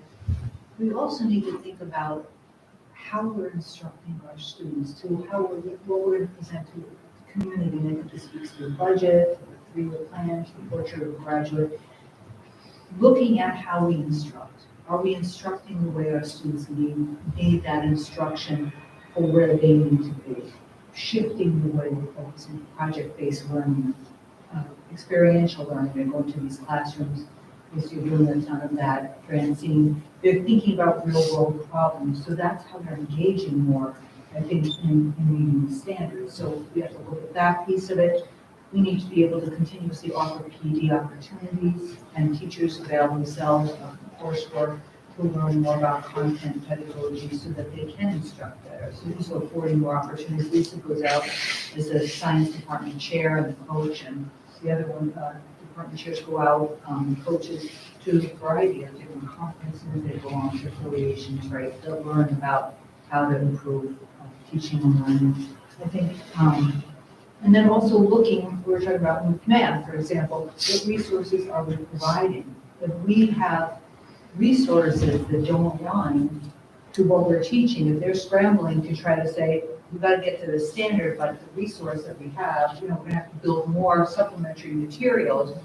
That takes time. So that's why I think somebody mentioned before, when we see one particular question that the students didn't do well on, right? Mm-hmm. What are we using for our resources? Why did they miss that question? What do we need to shore up as far as our curriculum? That all ties into this piece too. I think that you're asking about. Yeah, I'm only asking because of what we are trying to do. Yeah, we will get questions around that. So for the 8th grade, there were 87 students in the district identified for taking the exam. So 14%, 12 students exceeded 50 students meeting, 23 students, and 2% of the students not meeting expectations. So we also try to identify who the students are that were not meeting expectations and understand who those students are. Students who did not take the MCAS but were supposed to are identified as not meeting. I think that's important. So if they missed, if they were absent and they were on the roster and they missed it, it could not, that is counted as not meeting. So it is a test that wasn't taken. And there were a couple of them. Yeah. There's no opportunity to retake. Oh, yeah, absolutely, they can retake it, but for that test year, it is slated as not meeting. So there's no makeup for Not later. Not for that, it's projected in a different, this is for this particular test taken at this time. It's the spring of. So I can download information about other testing periods, but this is for spring results of. But there are MCAS makeup days, right? Oh, absolutely. So they don't go into the same pot. Wow. No. It depends, if they were absent one day and came Right. back within the window, they can make it up, but if they had COVID and they missed the window or something, they have to take the next, another time, so it wouldn't be in that. Right. So it's only like a 5-day window then? Is that? No, it's a bigger window, but it kind of depends on the circumstances, it's just been trickier because of COVID. Right. I have a message from Peter. Sorry, we both can't talk, so he's texting me. We can absolutely break down which students are not yet meeting standards. and they are overwhelmingly our high-need students. And it is in those areas that we need to bolster our resources. He already has the data ready to go for ELA. That's what I was gonna say too, like the budget is the big increase on our high need students, right? So for a taxpayer to look at that and say, well, what are you gonna do with that money? Well, this is what we're gonna do with that money, we have to meet the needs of these students. And it's all about the growth, right? So we Right. are succeeding. So, That's great. so this is the last slide for the 8th grade. Again, the test item analysis, how we work with the data, looking at, what was that question? I mean, our eyes are always drawn to what can we do better? What was that question? What was the content area? Where is that lesson? How is that lesson taught? What type of question is it? The questions are twofold. There is a content component and there is a science skill component. So every question on the Science MCAS has 2 parts to it. So you have seen this slide before. This was one of Peter Doherty's, the first slide he showed. It is the Tonto, the biology MCAS. It was the first year the next gen scoring was rolled out. And so this graphic and this graphic represents the same test. Old scoring reflected, next gen scoring reflected, and it clearly says a different, tells a different story, looks different. I want to be this school. I don't want to be this school. It is the same test, same students, same wrong answers. But it is now how the state is presenting the data. So this, is new. This is the first year for my students. And again, I have to, kind of reiterate that this is new, and I've been teaching blind for the past 2 years with this. So, they rolled out this information slowly this year. This is a side-by-side comparison of the next gen. So this is how the state is doing, and this is how Tonto students did on the, it says grade 10, but it's anyone who's enrolled in biology takes the biology MCAS if they've completed the full course. And so we have 9th and 10th graders. And so our district, 79%, and we have 80%. These numbers are different. It's very strange. I can pull this information and get these reports, very tidy. And then there are different, slightly different numbers, and I don't know why they're calculated in a different way. But so we had 75 students taking it, 13 students exceeded expectations as per that data. So we have 62%, 47 students meeting, and then 17 partially meeting and 3%, 2 students not meeting. So 79% of our students exceeded or met expectations, whereas 47% of the state exceeded or met expectations. Addressing the 2 students identified as not meeting expectation. There's only 1 student who actually did not meet expectations.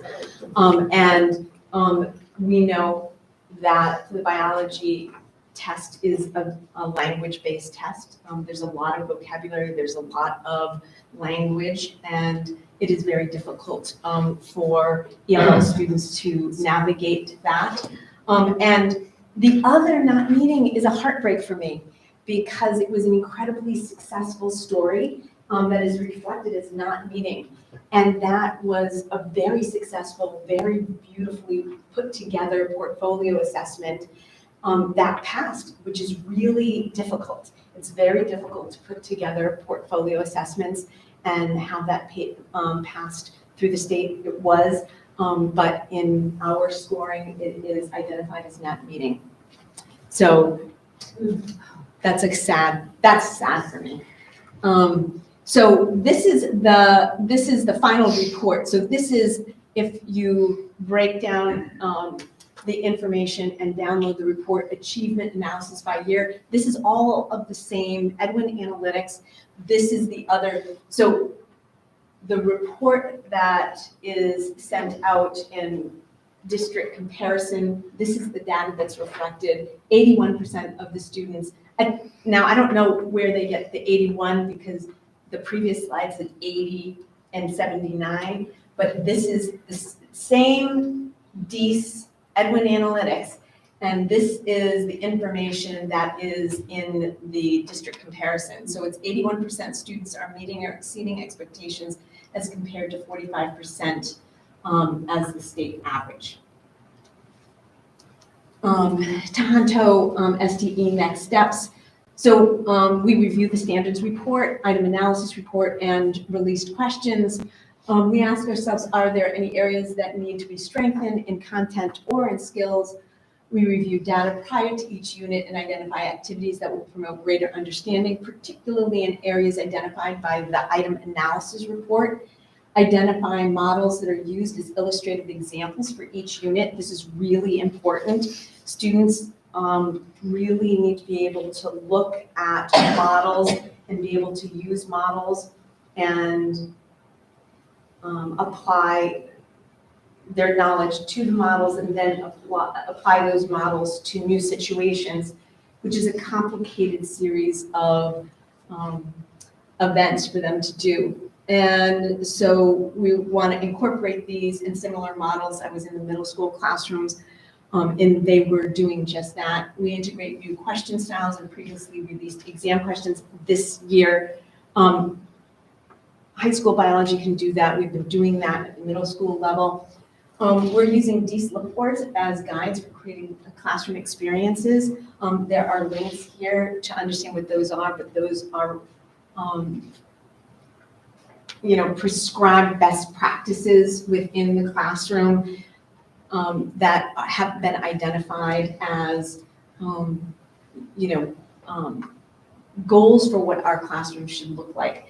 We schedule 8th grade review sessions prior to the MCAS where there's, review sequences that happen in the classroom, and then I address the high school review sessions. The discrepancy, and I knew this and I was going to get your attention, the discrepancy between 1% here and there is district versus school. School are the students that are in front of us. District are all students who take the MCAS, whether, if they're from our towns, whether they're homeschooled, they're outplaced, those students are included in our district graphs on DESE. So if you choose school or you choose district when you're creating the graphs, that's the difference in the 1%. Right. Because those students are included in our district numbers. Right. Highlights for high school, MCAS Tohoto High School Biology MCAS scores are 15th in the state for students meeting and exceeding expectations. I think that's a great statistic to use. We are in the top 5% among the 302 school districts in the state. Results by standard, this helps us provide some information and analysis in look-fors. So now, any questions on science? Okay. I'm sure we'll hear from Peter. Tohoto Regional ELA results. This is 6, 7, 8, and 10. So the 10th grade, same graphic that we've been looking at for all the content areas. We see that again that our students are meeting and exceeding and expectations. Interesting. So this was our hybrid year, and so that is a wonderful reflection of, that our students were engaged. Our students were engaged. So Yes. Just a really basic question. Do we report grade 11 as well? They don't have MCAS. So, grade 10, or high school biology is if you're in the course, when you're in the course. Right. And then there's 10th grade math and 10th grade ELA. They have to pass those MCAS in order to get a diploma. And then, so if there's remediation or there's retakes, that would happen in grade 11, and hopefully they would worry about it in grade 12, because they're. And you can learn. I'm kidding. I'm wondering. I get it. Makes sense. Thank you. This is a great graphic as an overview for grade ELA. We do kind of stress that because there's so much growth that happens over the course of the history of their math and the history of their English. There is growth that is being seen, whereas science is just simply a snapshot of that one content area. We have grade 6 ELA. We see, what is, wonderful to see is that, achievement levels have not, they're about the same. They're getting close to where they were back in 2019. And I think that's important. We are showing our school and district versus the state. So again, our exceeding and meeting expectations are above that of the state. So on 6th grade here, this is the one we looked at last year. Last year was in 5th grade. And I see in 2022, it's still, all the other ones are pretty close in 2019, but that one looks out of whack. And I know when we looked at the 5th grade scores last year, they also seem like all higher. So is this grade seeing improvement as they improve? This class, I should say. I would have to look back.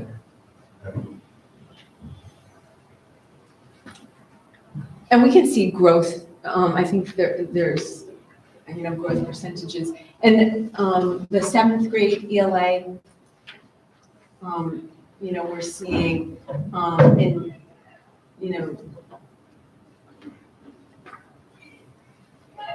Usually you see positive the same kids, right? And how their scores change year to year. Yeah, And I think fifth grade it's- last year, we saw those. The big one. Before COVID, we started school, maybe not. No, but they were impacted. Yeah. Yes, and that's really the. Peter says his growth chart will answer his question. Right, yes, exactly. So, this is a snapshot of each of the grade levels, but then we'll see growth, and that's really, that's what's important, is to see individual student growth. And that is the resource that, you and Peter have been building. So we can work in a vertical alignment and, really see a student's growth over time from when they enter school till, 10th grade. And Peter has a database that he's built that tracks each graduating class. Mhm. And he said that he can share that with you if you'd like to. And grade 8 ELA, again, looking at, increased growth, increased confidence. I think that's really, again, And back to pre-COVID. And back to pre-COVID levels. Growth distribution, and I think this is the same thing we're seeing, increased growth over time. And this, again, also, so this achievement and growth, so this is where the 10th graders are, and this is how growth, student growth percentile and achievement moves over time. And our students are moving towards higher achievement and higher growth throughout the years that they are here, and that's really what we want to see. And I think this graphic for both math and ELA are the most important that we see, because we're seeing that They are becoming really strong students over time. They are building a foundation in both math and ELA. And I can actually speak to this. Have had so many students who have graduated, who've come back and said, I was so well prepared in college. I could write better than any of my peers, and they could navigate, their math and sciences courses with ease. And I think that speaks volumes to, what's happening. This again is our test item analysis, what we look at, what all of the department chairs look at when initially doing curriculum planning and mapping, looking at those test items. Highlights, grade 10 highlights, we're 24th in the state for student growth percentile, 28th in the state for the percentage of students in exceeding and meeting combined. That puts us in the top 10% of the schools in Massachusetts for both growth and achievement. And this again is based in the 302 districts that are identified in the database. What is the ELA department doing?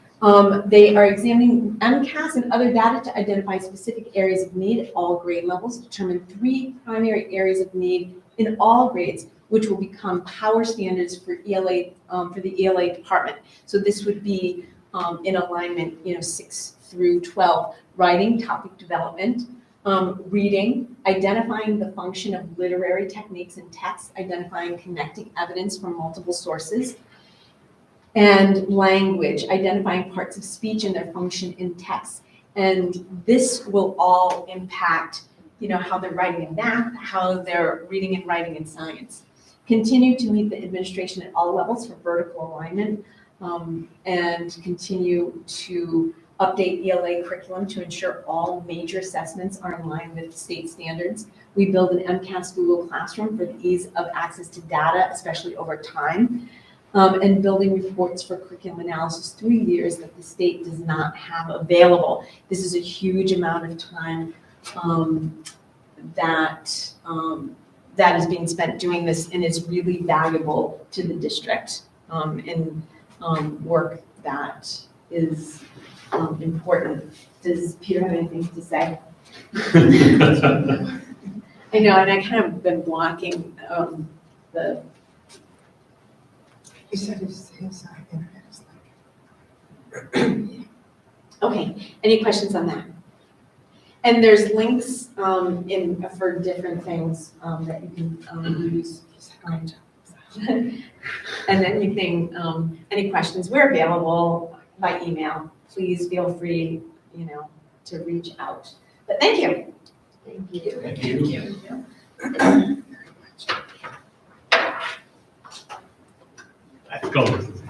I'll be done in 20 minutes. Yeah. If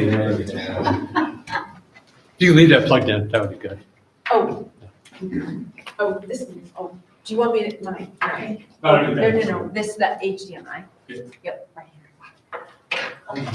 Oh, and just as they're setting up, if I could, just for a moment, I know that we talk about, we do talk about how the staff, how teachers and administrators support students in success. I would also like to suggest that we encourage our parents towards supporting our students. And I think there are a couple of areas they can encourage their students to, if they are struggling, they know if they're struggling, they would encourage their students to attend remediation work. I also think is really important for content areas in MCAS, for parents to understand the impact of having students attend school on scheduled days within the calendar year to attend coursework. Missing, so weeks at a time can be missed, and we can't help when you are sick. But there are some circumstances that absolutely can be navigated around. And I would hope that the school committee encourages families, especially with students who are in MCAS years, to attend school during their calendar time. That is really important. It's really hard to catch up those students when they miss a week or so. I'm curious to, like, you know, vacations, I think is what you're alluding to, but also, like, with those prolonged absences for COVID, I didn't know if home and hospital tutoring was looked into. Oh, absolutely, absolutely. There is absolutely, and I've done that. I've done that type of tutoring. But I think that it would go a long way to have, the support from all levels, and not to have the burden lie completely on the teachers. Very good. Good.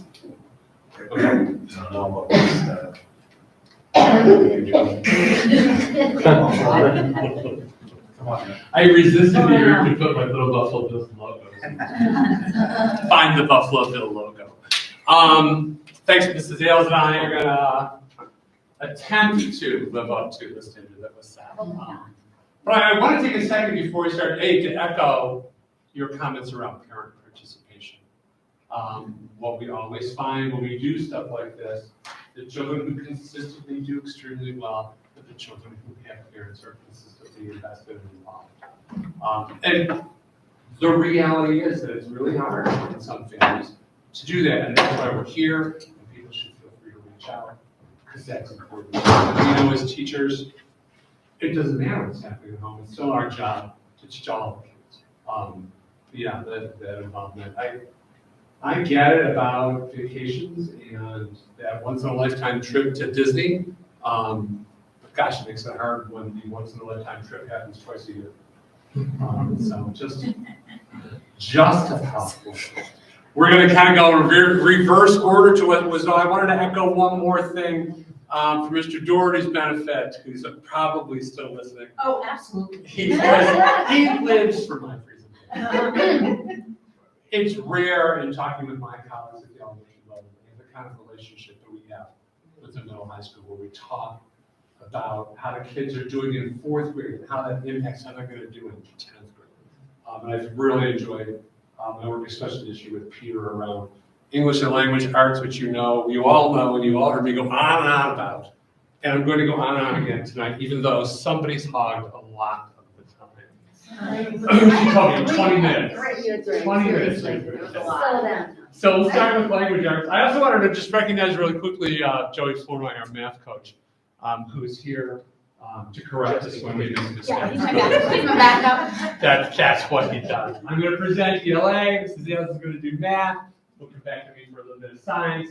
We'll take your questions. You've got my report, so I'm not going to go into the same level of detail as my high school friends did. But if you have questions as we go along or at the end, that's fine. Really quickly, one last thing before we start. I've told this staff's going to give you some assessment thoughts. MCAS testing does not measure the worth of children or teachers or schools. It is one test given at one point in time. It gives us a snapshot, a word I heard you use several times, of where we are relative to standards and other students in the Commonwealth. And then finally, what we can learn from MCAS assessment is we can look for patterns and patterns. And that's why it's so frustrating when we don't get all the questions from the test. The states, they don't give us all the questions that they use because they use them again and say something. But we can look over time, and I know Peter's doing a ton of work with that. And kind of some of the work that what I've done is just dovetailing off of what he's doing. English language arts, these are the spring results. We're going to look at its results over time. This is this year for 3rd, 4th, and 5th grade. The blue is Berlin, the red is Boylston, green is the state. You can see that we have by and large exceeded the state average, which is the baseline, it's the threshold, it's what we expect. We should be able to do better than Worcester and Springfield and Framingham because we are better supported, both by parents and financially, beautiful schools. It was a very successful year. for third grade in Berlin. This is Tucker, who is probably not watching, but should, because she did just an amazing job getting her kids ready. This is just this year. This is, I'm going to remind people, these third graders, last year were hybrid, the year before that weren't in once we closed down. So to kind of get back to this level is really nice. The state gives us different answers or different results for MCAS. They look at it by grade level and they'll give us the entire school. This says our whole school meets or exceeds average for English language arts, all three grades, 3, 4, and 5, over the last, it's really 6 years, because there's that COVID year. Already with the budget. Well, Yes, ma'am. I reviewed the data beforehand, Excellent so job. I'll bring it up once. It seems to be a trend for this year, and as a BES parent, Yes. it's clearly concerning the gap between the two schools. I assume the curriculum is the same, so I assume the kids are learning the exact same things.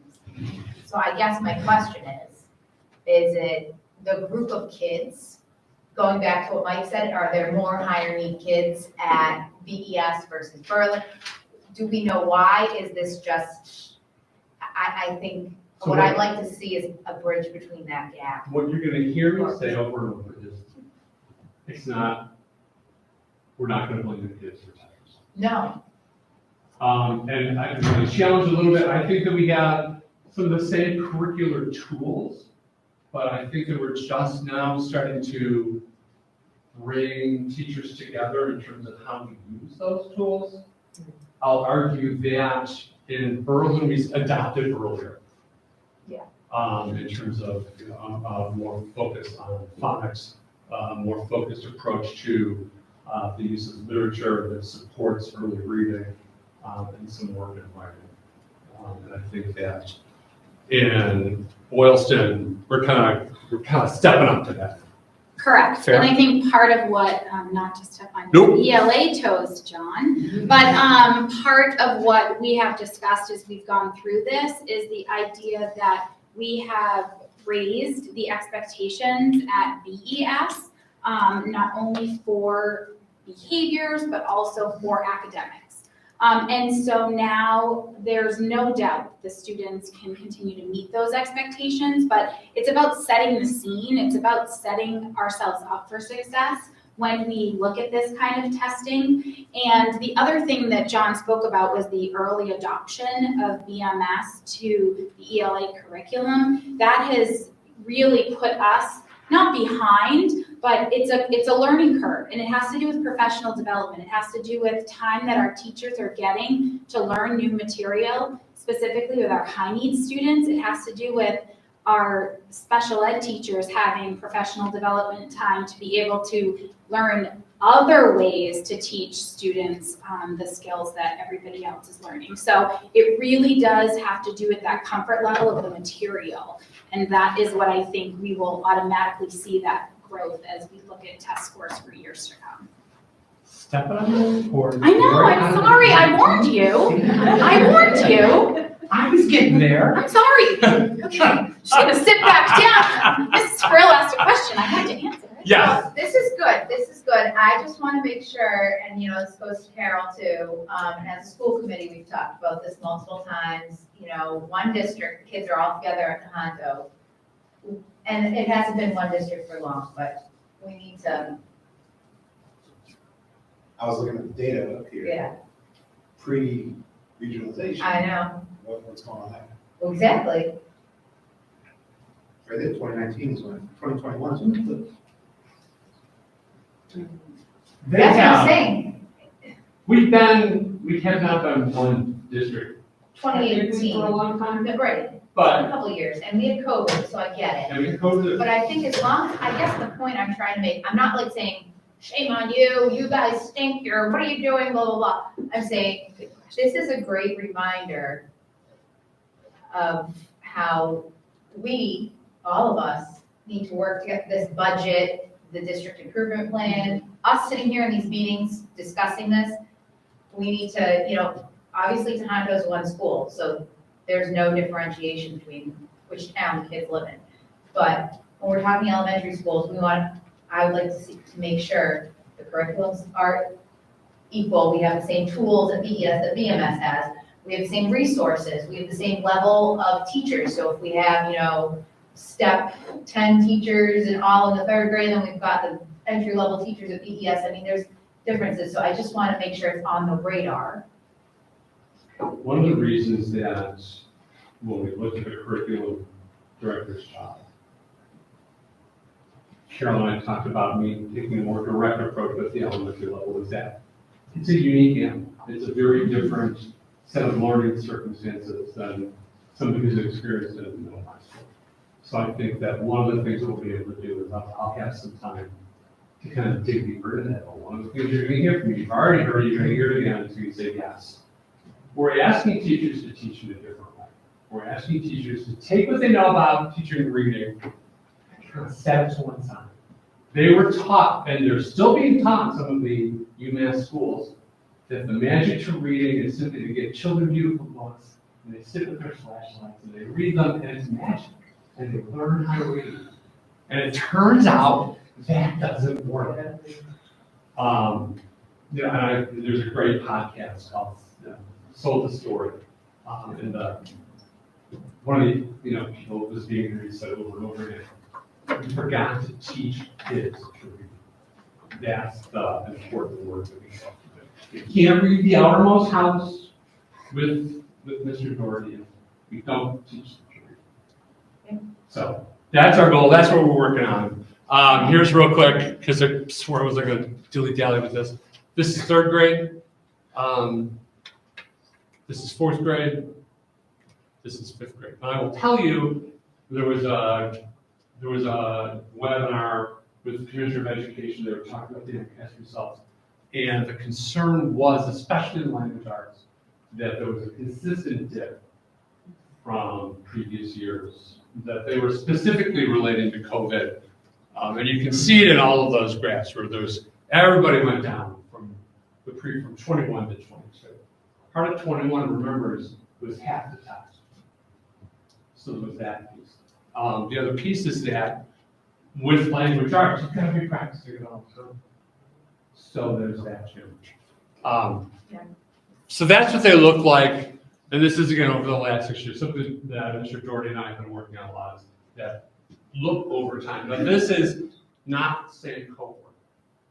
It's not the same group of kids. And right now, I can't do same group of kids because my 5th graders had half a test last year and no test the year before. It'll take a couple more years before we can start to look at cohorts. But he's already doing it like right straight through 10th grade. So there's that.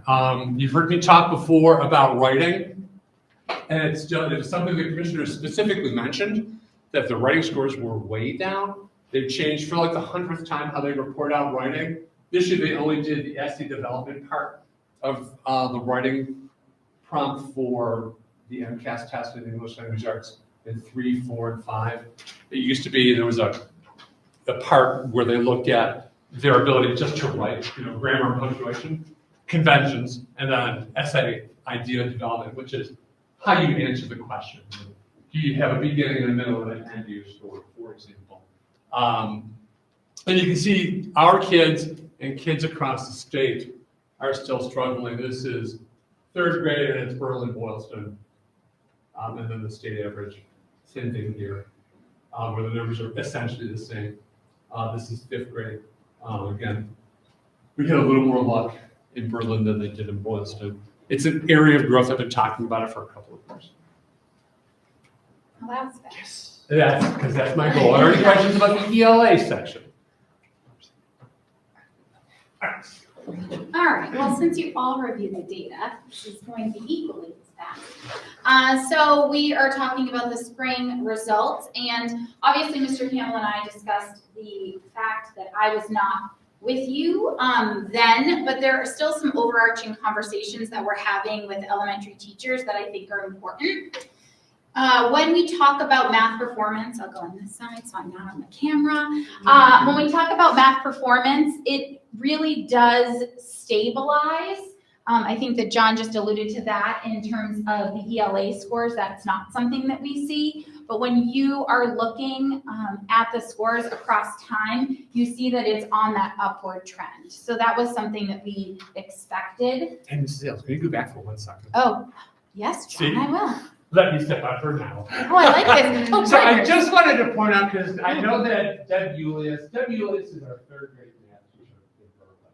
I mean, you guys know that in Berlin, in 3rd, 4th, and 5th grade, we kind of departmentalize. One person teaches math, one person teaches language arts. 88% of our 3rd graders last year never exceeded the expectations for math. It's the best number, elementary number, the district has ever had. And I know that Mrs. Julius, who's retiring at the end of the year, was just wildly proud of her kids. And I wanted to point it out to all of you because I'm wildly proud of her. She's just an amazing teacher who has a knack with talking math with young kids. So I'm sorry, I should have said No. that. The 80, I really wanted to. No, that's fantastic. And actually, it brings up a point that, you know, John and I are always talking with Carol about, you know, how things are happening at BMS and things are happening at BES and what is different and what's the same. And the idea that there's departmental, you know, having one teacher teach math and one teacher teach ELA, these are all things that come into conversations that we have about what's best for kids at what age level. So we talked about the rise here in the math scores over time, and I want to address that thought that we were talking about earlier, Megan, about BES in comparison to BMS. And I think even when we're looking at scores like this is grade 3 math, and we see that upward climb, we still see that BES has lower score than BMS. One of the things that we have worked with Joey Flournoy on is the expectation of time on a subject area, the expectation of time on math specifically, and how we are looking at schedules and making sure that we can have blocks of time dedicated to that topic, to that subject area, so that students have 60 minutes a day of math. And it is not something that sort of gets bounced around with a time frame every day. That's really important in terms of consistency. Grade 4, you can see the dip. I mean, this is the hybrid, right at 2021. So you see a little dip there, but again, that trajectory is going back up. So I'll be curious to see continuing with some consistency. The other thing that we did at BES in 5th grade this year was we minimized the amount of transitions that are happening for students. So rather than switching to 3 different teachers, they are switching to 2 teachers, and they are having all of their main core content taught by their homeroom teacher. And so we were looking for ways to systematically approach their ability to swap, code switch from one topic to another, from one teacher to another, and things like that, using what we know about students to be able to address some of these issues. But overall, our conversations and the thoughts that we have to do with the amount of rigor, the rigor that we are expecting, the expectations we have about the time that teachers are spending on topics, and the conversations we're having is about whether or not it's the school of thinking that you just say it's one day, it's one test, which I know that we saw that at the beginning, those expectations, but also at what point are we preparing our students so when they get to the day of the test, the stress of approaching something that they've never seen before and what it looks like, that doesn't overtake them and cast a shadow over their curriculum knowledge and their content knowledge. And so the things that we've been talking about are, how does that look in technology class? How does that look for us preparing them? Like we talked about a couple of meetings ago, the typing.com. So was that for me? No, it's me. Okay. I mean, I know I can be long-winded, but again, so we're analyzing the scores. I talked to a teacher this afternoon and she said, I just want to know what it is. And I was thinking about the scatter plot. And it was like your eye goes right to the spot where you think, what is that question about? For us, it has a lot to do with geometry and some areas that we can look at and think about more. And I think the teachers are just anxious to get these, they're always anxious to get these results and sort of pore over them and see what we can do better. Do you have any questions about this? These are so good. Oh. Mr. Campbell, science already. They didn't even have any questions. That's because the report was so fabulously It's written. so fabulous and comprehensive. And comprehensive and lovely and Yes. with nice pictures. Very quickly, so I mentioned this earlier. 5th grade, MCAS science, these are the kids who were hybrid last year and remote the year before towards the end. So the results aren't super surprising. This is this past year's 5th grade, current 6th graders. Berlin just beat the state average. Boylston did much better. Obviously not where we want to be. If you look at the overall trend, kind of flat. There's not a whole lot of improvement. And you go back to like your point about why are we asking for more money? I think this is part of it. It's not so much because I want them to have a better science and technology MCAS result, but I want them to respond better in testing situations so that they're thinking about more than just the easy, obvious answer. We have to teach kids to be better problem solvers. To do that, we have to teach them to think a little bit differently, and we have to, I know, beating a dead horse, we have to teach them to read deeply and more effectively so that they actually understand the question that they're trying to answer. Thanks. Go back to math now. Oh, sorry, Joseph, anything you want to add? Mr. Floor, anything you want to add? Just wanted to go back and talk about math more. That was the fun part. Question, first of all, thanks for parsing all this data together for everybody. It's a lot of work, I understand. And kudos, it's really nice to see the numerous areas where the district is doing really well, and the vast majority of kids are meeting or exceeding expectations. Just a question, we brought up the COVID kids a few times, right, throughout this. I wonder, that's an acute situation, we hope, right? Yes. Where we've got. One that will resolve more quickly, sooner rather than later. Yeah, do you think it would make sense, or maybe are you already looking at those groups of kids in composite? Kind of like we talked about before, so they don't get lost in the years. And just ensuring that those kids, like the last slide you showed, John, are progressing, and we're watching those years specifically, year over year. Are we giving them the support they need so that they can catch up? There was a group of kids who, you might remember the Bridge program. When we were, when we were remote and then when we were hybrid, whose parents did not want them back in the building. And we paid a ton of attention to those kids when they first came back. It was very heavily Boylston kids, rather than Berlin kids. But we watched all of them over the last year to kind of see what the impact was like. And they caught up fairly quickly. They are not my concern at this point. It is much more that cumulative loss of knowledge. And you've heard me say in other years, math is ruthlessly cumulative. You have to learn A before you can understand B. And it grows over time, but it's easier to catch up because you can't do B until you learn A. So just take kids where they're at and then start to move forward so that they don't try to squeeze them crazy when they get to high school.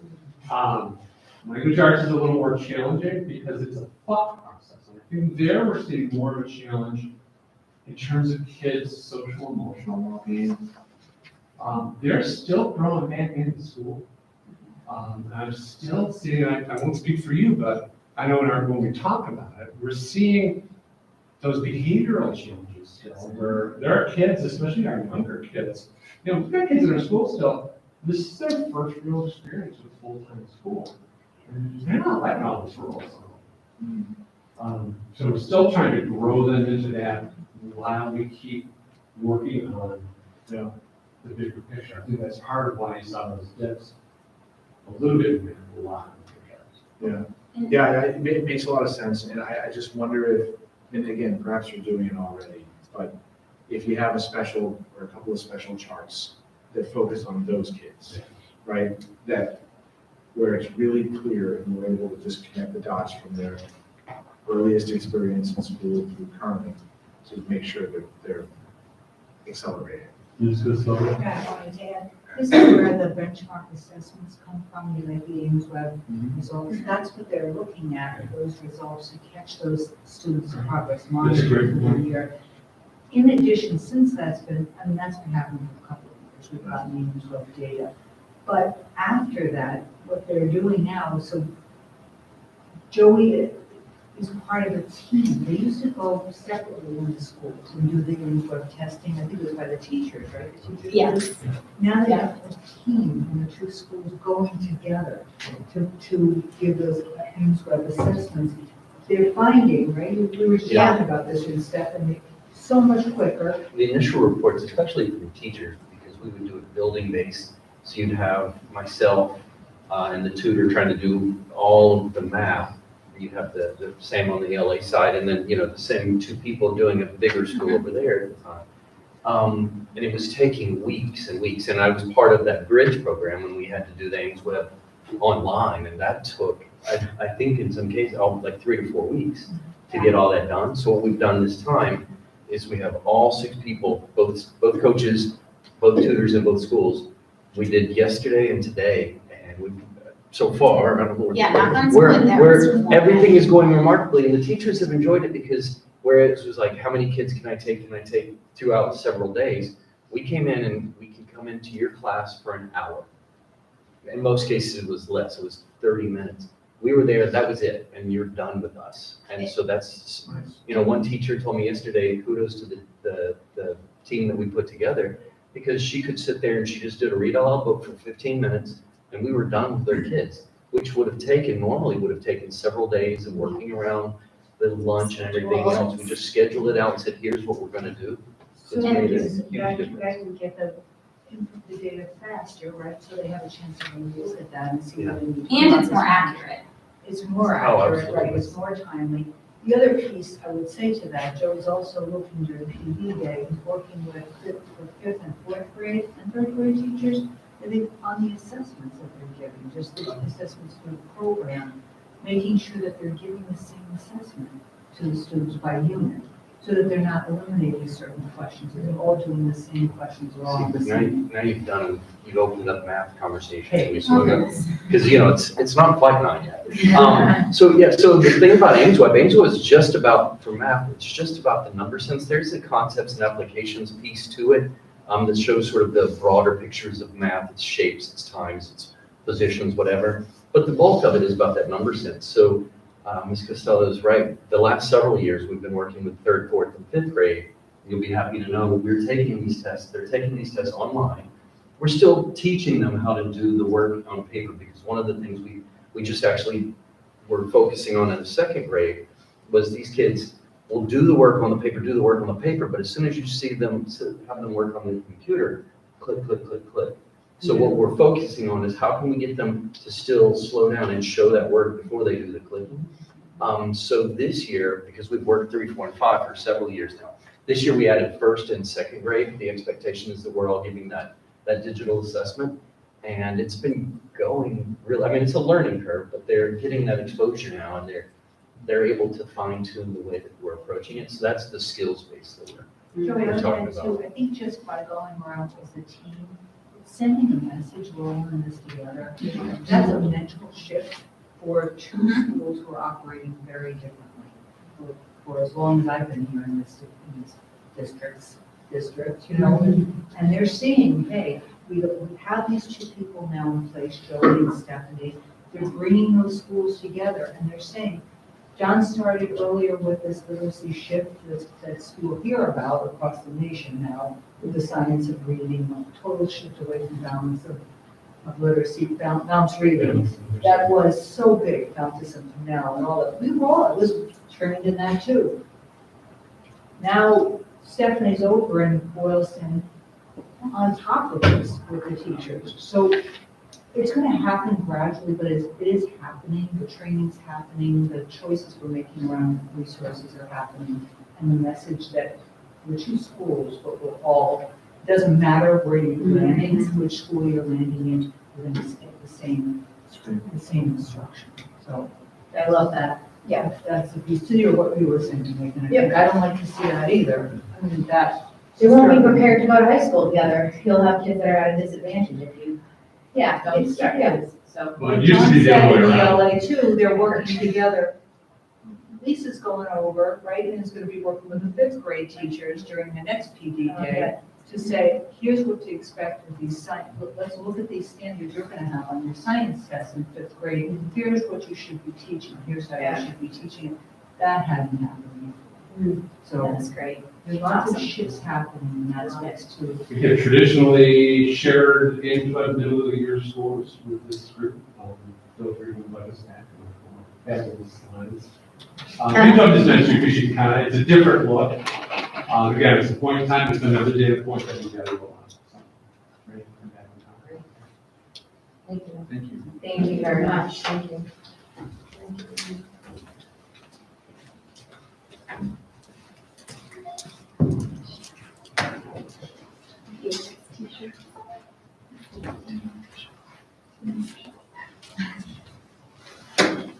All right, brings us to business items. We ready to discuss and vote here. So first up, we have a motion to approve the elementary school principal and elementary curriculum coordinator job description. Julie? Second. Megan? Any discussion? Questions? All right, all in favor? Aye. Against? All right, a motion to approve the school principal description. Julie? Jess is the second. Any questions or discussion? All for it? Aye. Against? All right, passes by vote. A motion to approve middle high school assistant principal job description. So moved. Megan? Second. Julie? Any discussion, questions? All for it? Aye. Yes? Three, all right, approved. Motion to approve Director of Curriculum and Grants job description. So moved. Bob? Second. Julie? Any questions or discussion? All right, all for it? Aye. Yes? None, motion passes. Here we are, motion to accept the donation of $159.83 from Clinton Savings Bank to BES Library. Julie? Second. Bob? Any questions about this? This is going to the library for books or something? Mrs. Sutton, on behalf of Mrs. Sullivan, thank you. All right. All for it? Aye. Yes? None, motion passes. Motion to approve the school committee annual report to the towns. So moved. Megan? Second? Second. Julie? Any questions? I've got some questions. All right. So thanks for sharing this, I guess, yesterday.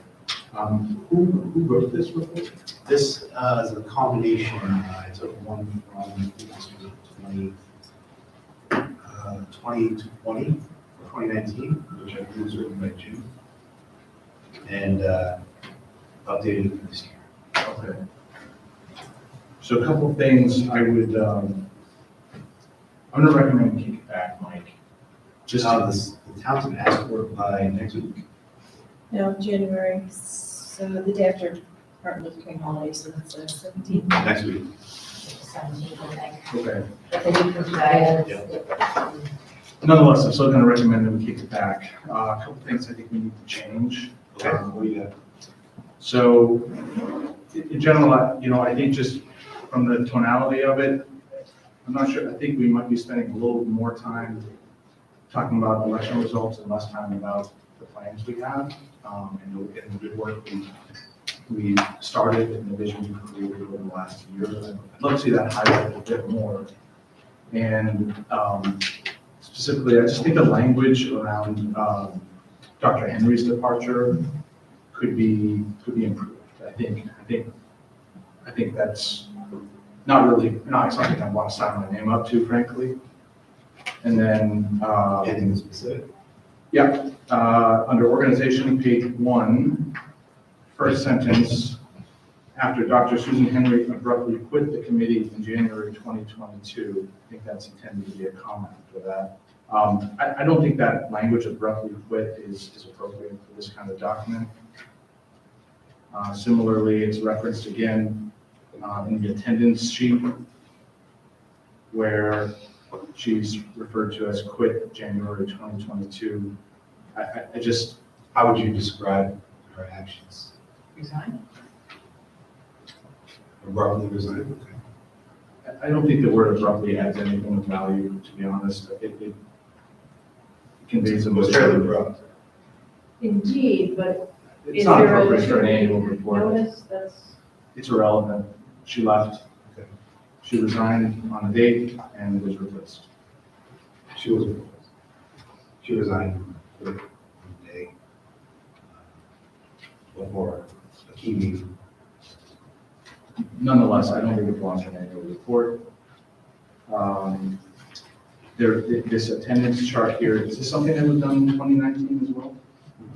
It's, everything in here is taken directly from previous reports that were written as a template. Okay. Things that related to those years were taken out, things that related to this year were put in. I hear your point on the 3-year plan. I don't know that that fits necessarily into this report, only because that's a separate report by itself. Yeah, I mean, I think a summary would be appropriate for an annual report. It was a big milestone we achieved in 2022. And then just on the attendance chart, Mike, I'm not sure if the numbers for me specifically are a typo, but that's not accurate. The numbers are from Christie. From June, we did have a meeting in July, and I just took them from the meeting minutes. Yeah, I was scratching my head on that one, Christie. And no offense to you, Jess, but I think I've been to more meetings than you, just because I've been around for a bit longer. I counted 10 was the number. You're welcome to go back and look at the minutes. And I was appointed in Maybe needs May. a correction. Say again? I said you're welcome to go back and look at the minutes, and look if it needs a correction. Yeah, I did. I Okay. will. I had 10 was the number I counted earlier Okay. today, and it was May. when I was appointed. Okay. It was May, sorry. I Bob. think, yeah, I think I didn't counted check from the others, June, but so- my name still appears to be misspelled in 3 places Which one? on the attendance. DI, Where is it? It's Digley Alberti, so Oh, yeah, definitely. ALB. oh, okay. Yes, on your printed version, it is, but I fixed it before the meeting, so if you're looking at it on the drive, it's there. Yeah, it's- The drive's still in.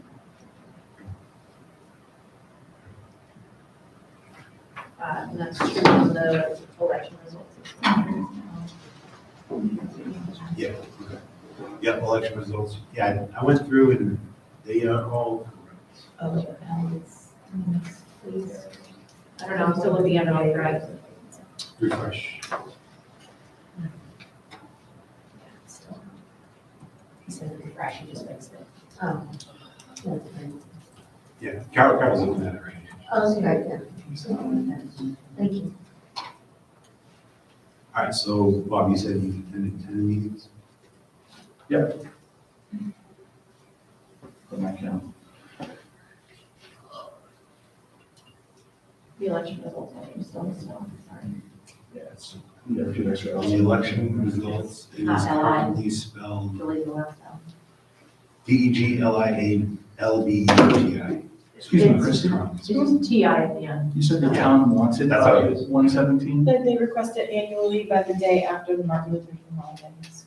And is there, do you have any idea what that date is connected to? Nope, that's just been, since I've been here for 7 years, that's been the day they requested. I think they have to compile all of it, because they have to have it compiled so they can submit it to the voters, mail it out. Yeah. remembering this. I thought Susan did one last year, no, Mike? It was Uh, very long. Correct. It was like Yeah. long, because I remember being there. Yeah. Yes. Yeah, I mean, I think there's some good content in here. I think it's an opportunity for the six of us to, share some of the triumphs and challenges that the committee has had in 2022. We've got plenty to talk about. I prefer we focus on the triumphs, of course. And I think, if time pressure were not a concern, I'd rather give some time for the committee to kind of. Length is also a concern about I was instructed to keep it short, Yeah. and so. that's why- I'm with you. Yeah, no, I don't You think know, I. it's I would- factual, it's who we are, who's running the schools. Some major things that are upcoming, like the budget numbers in there, the need to hire is in there, the superintendent is in there, and then the election is in there. One of the big things in last year's report was the work about leading up to the election, so the election results are in there this time around. And then it's the attendance of who's on the committee, so. Yes, we voted in a big plan, I wouldn't include that plan. I wouldn't include, the plan's like 100 pages, something like that. District improvement plan? Yeah. I feel like that would be a 2023. Isn't that gonna be Yeah, for 'cause it's this also coming not year? really. It certainly shouldn't be in here, but it might be an example of the ones to achieve. I get that this is how it's always been done. The achievement related to the plans that was voted and approved that hasn't actually achieved anything yet. We expect it to. It's cracked, yeah. You guys. Oh, have yeah, been crafted, putting in that's reports good. like that as Yeah, well. in fact, I usually have to Yeah. put in a report as an assistant superintendent, but Yeah. I'll see if I can combine that one. I will. I think that's probably more. where That that will would go. include that. So that's just giving you my feedback. Yep, I got you. Could we change the verbiage from abruptly quit to resign? Well, we have a motion on the floor right now to accept this. So I think if we just change it to resigned, instead of using the word quit, I'd drop abruptly, and then I would, I hear you, Bob, and Mike, I'm sorry, I know you asked Laurie and I for comment, and I took a look at the red stuff, and I'm like, oh, that looks good. There's only so much time, so I hear what you're saying, but this is like a report that goes to the town, and we're like hitting the pavement hard on the budget, so. Sure. Yeah, there's only so much time you can do on If you want to call. change that, then we need a motion to amend the report. All right, so I'll make a motion to amend, There's a the, current motion. oh yeah, we gotta vote it down and then ballot.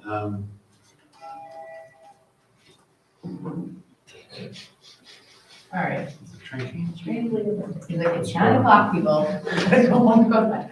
Yes, the principals can. be. Yeah, you guys, yeah. You Leave, you're want on. to say the Regals thing now about the trip? What's that? I think it, are we talking about maybe doing something about the trip? Yeah, But that's just me, you know. yeah, we'll, feel like we're solid. 2 minutes, okay? Yeah, All right, so we need a motion for an amendment to You this received- report. Do we need to vote this down first? No. Okay. Amendment. So all right, so I'll make a motion to amend the annual report to change the verbiage in the organization paragraph, We don't have to vote. Complete the motion, that's all, is that new? because it's an amendment. Amendment to the motion. Is that correct, Christie? I tried to do that already. All right, so the motion is to amend the verbiage to say, instead of abruptly quit in the organization paragraph, just use the word resign. And then in the chart on the attendance page, remove the word quit and under Dr. Susan Henry's line. All right, that's a full motion then, Christie, you got that? Well, and then the 10. And, yeah. To the word resigned. All right, And change Bob's attendance to 10. change, and change Robert Holmes' attendance to Jesse's 10. name's already, We don't need to worry about typos, right? He fixed it. not through amendment. Not for amending a motion. He They've fixed been fixed, check your cache or refresh your browser, but it's Carol's on my shoulder. It's changed. In the You got attendance the as May well? 2022. The attendance, yeah, May. All right, so that's the motion. Is there a second? Second. Julie? All in favor, discussion? Yeah, they fixed it. It's They don't, for correct. typos, they don't have to do an amendment. Your I name, just I refreshed. can assure you, your name is spelled correctly. If you'd like to come over here, we can go. I would love to, yes, I'm sorry. I know it's late, but maybe we should just slow down a little bit. All right, here's Slow as all fast. fine for just. Smooth as fast. Okay, wonderful. So I refreshed my mind. All right. All right. So that's the discussion. Is there all in favor of that amendment? Aye. Aye. All right, that passes. So now we have a motion on the floor to accept the report as amended. So moved. Second. And any other further discussion? All right, all in favor? Aye. Aye. Right. Against? I'm sorry. I was meant to be on. All right, motion passes, so the It's like- report is accepted. Sorry. All right. The report as in the drive now, as amended, passes. Okay, Thank you. all right. Thank you. Go ahead. How about item H, a motion to approve the overnight field trip for Tohoto Student Council to Cape Cod in March. So, Second. Julie, Megan, any discussion? Did we talk already? Are you gonna read that? It's a different, Yeah, so it's Sally. a different trip. Yeah, it's a It's a different. different trip. Did you see it in the Yes. drive? it's a student council. It's a student council trip. No, it was in the You're drive. not gonna be reading that out in those house? Yeah, no, that other trip was the Everyone's interdisciplinary lucky. trip, but this is a school council trip. Yes. Got it. Yeah, so they just sent me a couple paragraphs on me. So this was sent to me by Dr. Kim Trainer, who's one of the advisors for the student council, and she said that they plan to have 12 students representing Tohoto while attending what's called the Massachusetts State Student Council Conference. This is in Hyannis from March 8th through the 10th. It historically has included 1,200 student leaders from over 85 schools in Massachusetts each year, and they have been in attendance. She usually goes along with Danielle Winker as the other advisor. They've both been going with this group since 2017. Last year, we had student Paige Money was one of the actual state vice president, and this year we have Shanley Evans going, and she is the state president, representing the entire state of Massachusetts High School Student Council. And she's also coordinating this entire event. The advisors attending with the 12 students, plus Shanley, which makes 13, are, like I said, Kim Trainer, and Megan Logan's going to be going in place of Mrs. Winker because she's out on maternity leave. They plan to leave on the 8th at 8:30 a.m. They're going to return Friday the 10th before 2. They're going to be staying at the Cape Codder and attend the conference during the day at the Hyannis Resort and Conference Center. And the school bus shuttles are provided between hotels for schools, and they're planning to travel down in one, hopefully with West Boylston Student Council, as they have in the past. The cost of the trip is approximately $350 to $375 per family, but if finances are concerned, Student Council will happily cover the cost so that students can attend, as finances should not be a deterrent. And then they did list a whole very long itinerary. That's a long. It was on the drive. It's good summary. It was on the drive, yeah. No, Michael, I love it. But how are the 12 students? Are they upper classmen for the student council? John must not talk to me. Where would Jack went? Yeah. I don't have the list, to be honest with you. Sure, okay. Yeah, they're typically. Think about sophomore students. Any other questions? Great. All in favor? Aye. Against? All right, motion passes. You guys can take that. I got this with the books. Back to G, motion to approve the request to dispose of obsolete and surplus items. So moved. Bob? Second. Megan? Any discussion, questions? All in favor? Aye. Yes. Motion passes. Motion to approve an additional half FTE school teacher at BMS. So, Julie? Can I say something about slowing down? Any questions, discussion? All in favor? Against? Motion passes. Accept the donation, a motion to accept the donation for the BMS scoreboard, with details to be determined, which we have more of now. It's so awesome. So moved. Oh, sorry, you want to talk?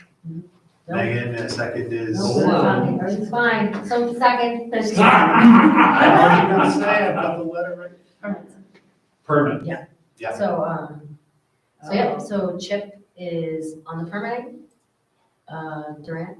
Mhm. So before anything, I know we had to get this approved first, and then we will, any permits that need to be presented will go to us or to you. To the facilities manager, so what I would suggest, humbly suggest, as the building principal in Berlin, and we're delighted to have the scoreboard coming, we probably should have been put in when the building was like. But we have to, I mean, the enthusiasm sometimes of groups to get something done, they skip over, or they don't know about certain requirements like electrical permits. Yep. And this permit, and that permit. So the town doesn't get mad at me, because they will. If we could build into the motion pending the obtaining of all appropriate permits and permissions. Yes, I have the letter here, it's in the drive, under votes, where they say they'll await approval by the various town, by the various parties who manage and operate the space here. But yeah, we should put an amendment in here, so. Is it possible for our facilities manager to coordinate the permitting process? Would that be appropriate? I don't think so, because it's not a district meeting. No, it's a town. Really? I'm sure he'd be happy to like Waiting offer for input. work, Bob. Mr. Slow Down, here we go. All right, so can we have a motion to amend this motion to include the language that Link Incorporated will coordinate all necessary permits and approvals? I think the Berlin baseball / basketball group is coordinating this. Actually, I know they are. Even though it says one for Link's donating the money, Okay, a portion of it, a large portion of it graciously. Link and their partners. Yep.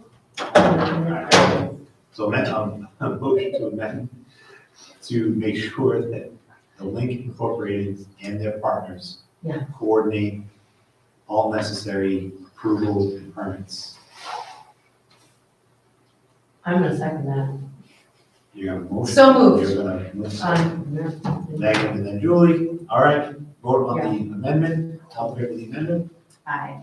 All right, passes 5-0. All in favor of the motion to accept the donation Aye. as amended, right? As amended. All right, motion passes. Okay, that's it for business items. Did we vote? We vote aye. Yes. Yeah. Okay. That was the one that you said aye, and I Yes. say second. Said I didn't want to. All right, so this next piece here is something that was requested. Just a sort of open couple of minutes, if anybody wants to suggest anything for next time. I have a list. Okay? I. This is a suggestion for consideration for future agendas. If it fits, nothing guaranteed, just feel free to talk. Throwing it out there for future subcommittee agenda. So the first one is feasibility to restart the COVID dashboard for reported COVID cases in each of the schools. Hopefully to have discussions including the school nurses regarding the burden of tallying reported cases weekly, and also the school committee to maintain the dashboard is not to just burden the central office staff or nurses. The second one is increased openness for school nurses to remind parents on health protocols such as CDC recommendations for testing or return only after fever-free 24 hours, and weekly emails from principals, etc. The CDC updates this weekly data late Thursday, so it's just in time for Friday newsletters. Number 3, feasibility of home and hospital tutoring for students quarantining for COVID or other long-term illnesses, so as not to lose time on learning. Found like maybe at the high school that was happening. I don't know if the elementary school level that was happening. And I didn't even know Chris do this. And then 4, better sound or tracking during the school committee meetings, and it's really hard to listen actually hear what people are saying during the meetings. So I know I've asked a little bit, but if we could look into better sounding for the meetings or the recordings, that would be great. I heard that somebody texted and said the audio was much better today. Today? So I don't know, because they were speaking. You're standing next to the camera. that probably Is the reason. The Boylston Library has an interesting thing, it rotates and it tracks speech. It's really There's a interesting. number of systems like that. Yeah. That are crazy money.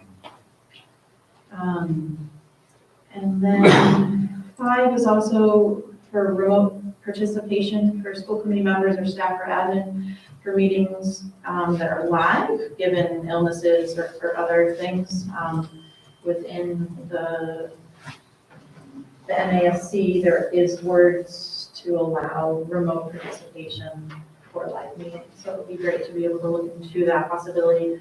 If you were out for pneumonia, Megan, you were out for COVID in the spring, so I think. we did look into that when I had COVID because we had to literally cancel a contract, remember? And they pretty much said, no. Who's? It's against the state. It has to do with, I could have like FaceTimed in, but FaceTime isn't secure. It had to be on Zoom. That's but, like- because it was an executive session. Oh, all right. So I don't know about Any that. negotiation is an executive session. So, Oh, yes, so that's a there's little words. different. So, yeah, so then There it is was- words now that you can do it, as long as you say, I am in a secure location by myself, no one else can hear this. For executive session. I Yeah. don't know. Yeah. They canceled it when I had COVID. I don't know, yeah, but like, I went to the open, whatever the training was. So there is word in the MASC to allow that, so it would be great to look into that. Good to know. Anybody else? I have one thought, not that we, want to extend the agenda, but, just the process of doing business as a committee like this, sometimes, my personal opinion, can be a little robotic, or it can be robotic to someone that's watching.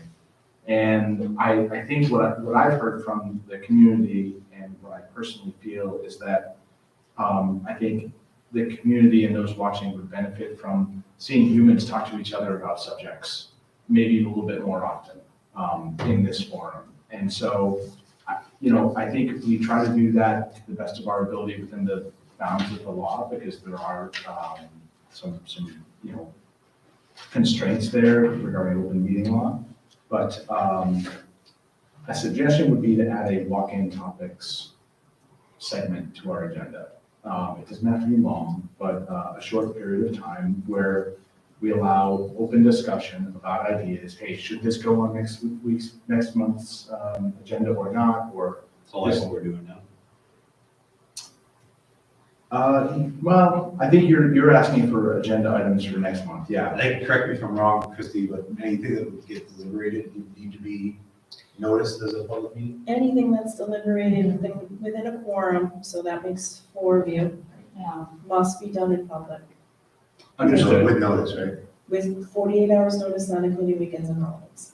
So if It's like a walk-in topic to deliberate or make a decision on, would not be allowed. Yeah, I don't think it would be appropriate for making decisions, but just really trying to create an opportunity for us to deliberate, I guess, more openly and less, sometimes without as much focus, right? I mean, We can say deliberate more openly. What's more openly mean? Discuss things, I mean, discuss pros and cons, weigh things openly before vote. I think we often come in, having reviewed data in advance and have our minds made up. And so it's great for continuity of the meeting, these business items do this, bang, bang, bang, bang. We're pretty much aligned on most items when we come in. But I think the community would benefit from hearing us weigh pros and cons of different ideas, right? I mean, if we looked at our voting record, they're pretty consistent among voters in the committee, meeting after meeting after meeting after meeting, which I think implies that there's not a lot of, weighing of items. So beyond what we do now, which is ask questions, go back, what would we do? Because I think it's a good idea, what would we do? Well, I mean, my suggestion was to create an opportunity on the agenda to talk about items that have come up that maybe aren't ready for vote. And it sounds like maybe that's not really feasible to just sort of pop up, have an idea in our head. And if they go on the agenda. It would have to go on the You'd have to agenda. be on the If they agenda. go on the agenda, it's, which is why we're having this session. right Yeah, it's now. not a criticism of how we run our meeting. No, It's I'm just trying to- an idea. So I You have to understand open meetings, like we're a government body, we're not, we come from a corporate Just background, talking about it. we can move quickly. Which one thing I want to say to John is actually how quickly you guys are changing the way you're teaching, getting to that one district idea. I like it, but in a corporate setting, you can move as quick as you want. This is town government, local government, open meeting law. We don't get to choose, we don't get to, the laws we have to follow. So if we get it on an agenda, then we can deliberate it, we can discuss it, we can do whatever we want. I totally get, sorry, I don't want to interrupt you, but I totally get where you and Bob and Jessica, I get where you're coming from, because when I started school committee last year, I was so fired up about how the process was. Like, oh, you have to do, it's like so rule-based, and you come in thinking, I'm gonna make such a big difference, and I have all these great ideas, and then you're like, wait a minute, nope, you're gonna break the law if you do this, and you shouldn't be talking about this, and da, da, da, da. So I totally get what you're saying. You just want to like openly like solve problems. But like what Mike said, and Christy pretty much echoed it, like it has to be, because we've had people like breaking open meeting law, and I've done a ton of research, because now I'm paranoid about it, where people literally, I talked to an attorney, you can get fined up to $15,000. You have to like walk a very delicate line with it. So I totally get what you're saying. It's so hard when the public comes in and they make comments, like I want to reply to them multiple times. I mean, especially we were all sitting on it during COVID with masking, and it was so hard to sit in that auditorium and listen to everyone talking, like, no, you're wrong, or yes, you're right, or whatever. But it's like, so I get what you're saying. I wish there was a better Well, way. I think I the like walking this topic thing. idea probably isn't gonna work, but I would No. encourage us to think creatively about how we can breathe a little air into our meetings. Yeah, no, I totally agree. And I think this thing at the last 10 minutes, of course, not when it's 9:30 at night, but, because then we're all fried. And that's another thing I talked about, like maybe we have a 2-hour limit, and then if we need another meeting, I'd rather come back and have another meeting. 'Cause honestly, like after 8:30, I'm toast, like I'm out. So. They've gone through the Netcast a little quicker. High school bills. I think it's also a good idea to invite groups in, like I know the PTOs used to come. We talked about that. Once, I think that student groups to come in, the athletic director to come in, performing arts to come in. And just let them know you'll be there for 30 minutes and have them go on at the beginning. Because I think the other thing is people see the meetings are 3 hours and they're like, I can't sit here for 3 hours. I mean, meetings are 3 hours and they're like, I can't sit here for 3 hours. So I think that's another thing is the length, but I love having 10, 15 minutes at the end where we can kind of like, so I know Jess, you want to peel open the whole COVID thing. So, and I have some thoughts on that. But again, tonight's not the time. It's not on the agenda. You and I can talk one-on-one, but we can't all talk as a group because that violates open meeting law outside of this meeting or outside of the next one, so. I'm curious, like if something is said in the public comments, right, it has to align to something on the agenda.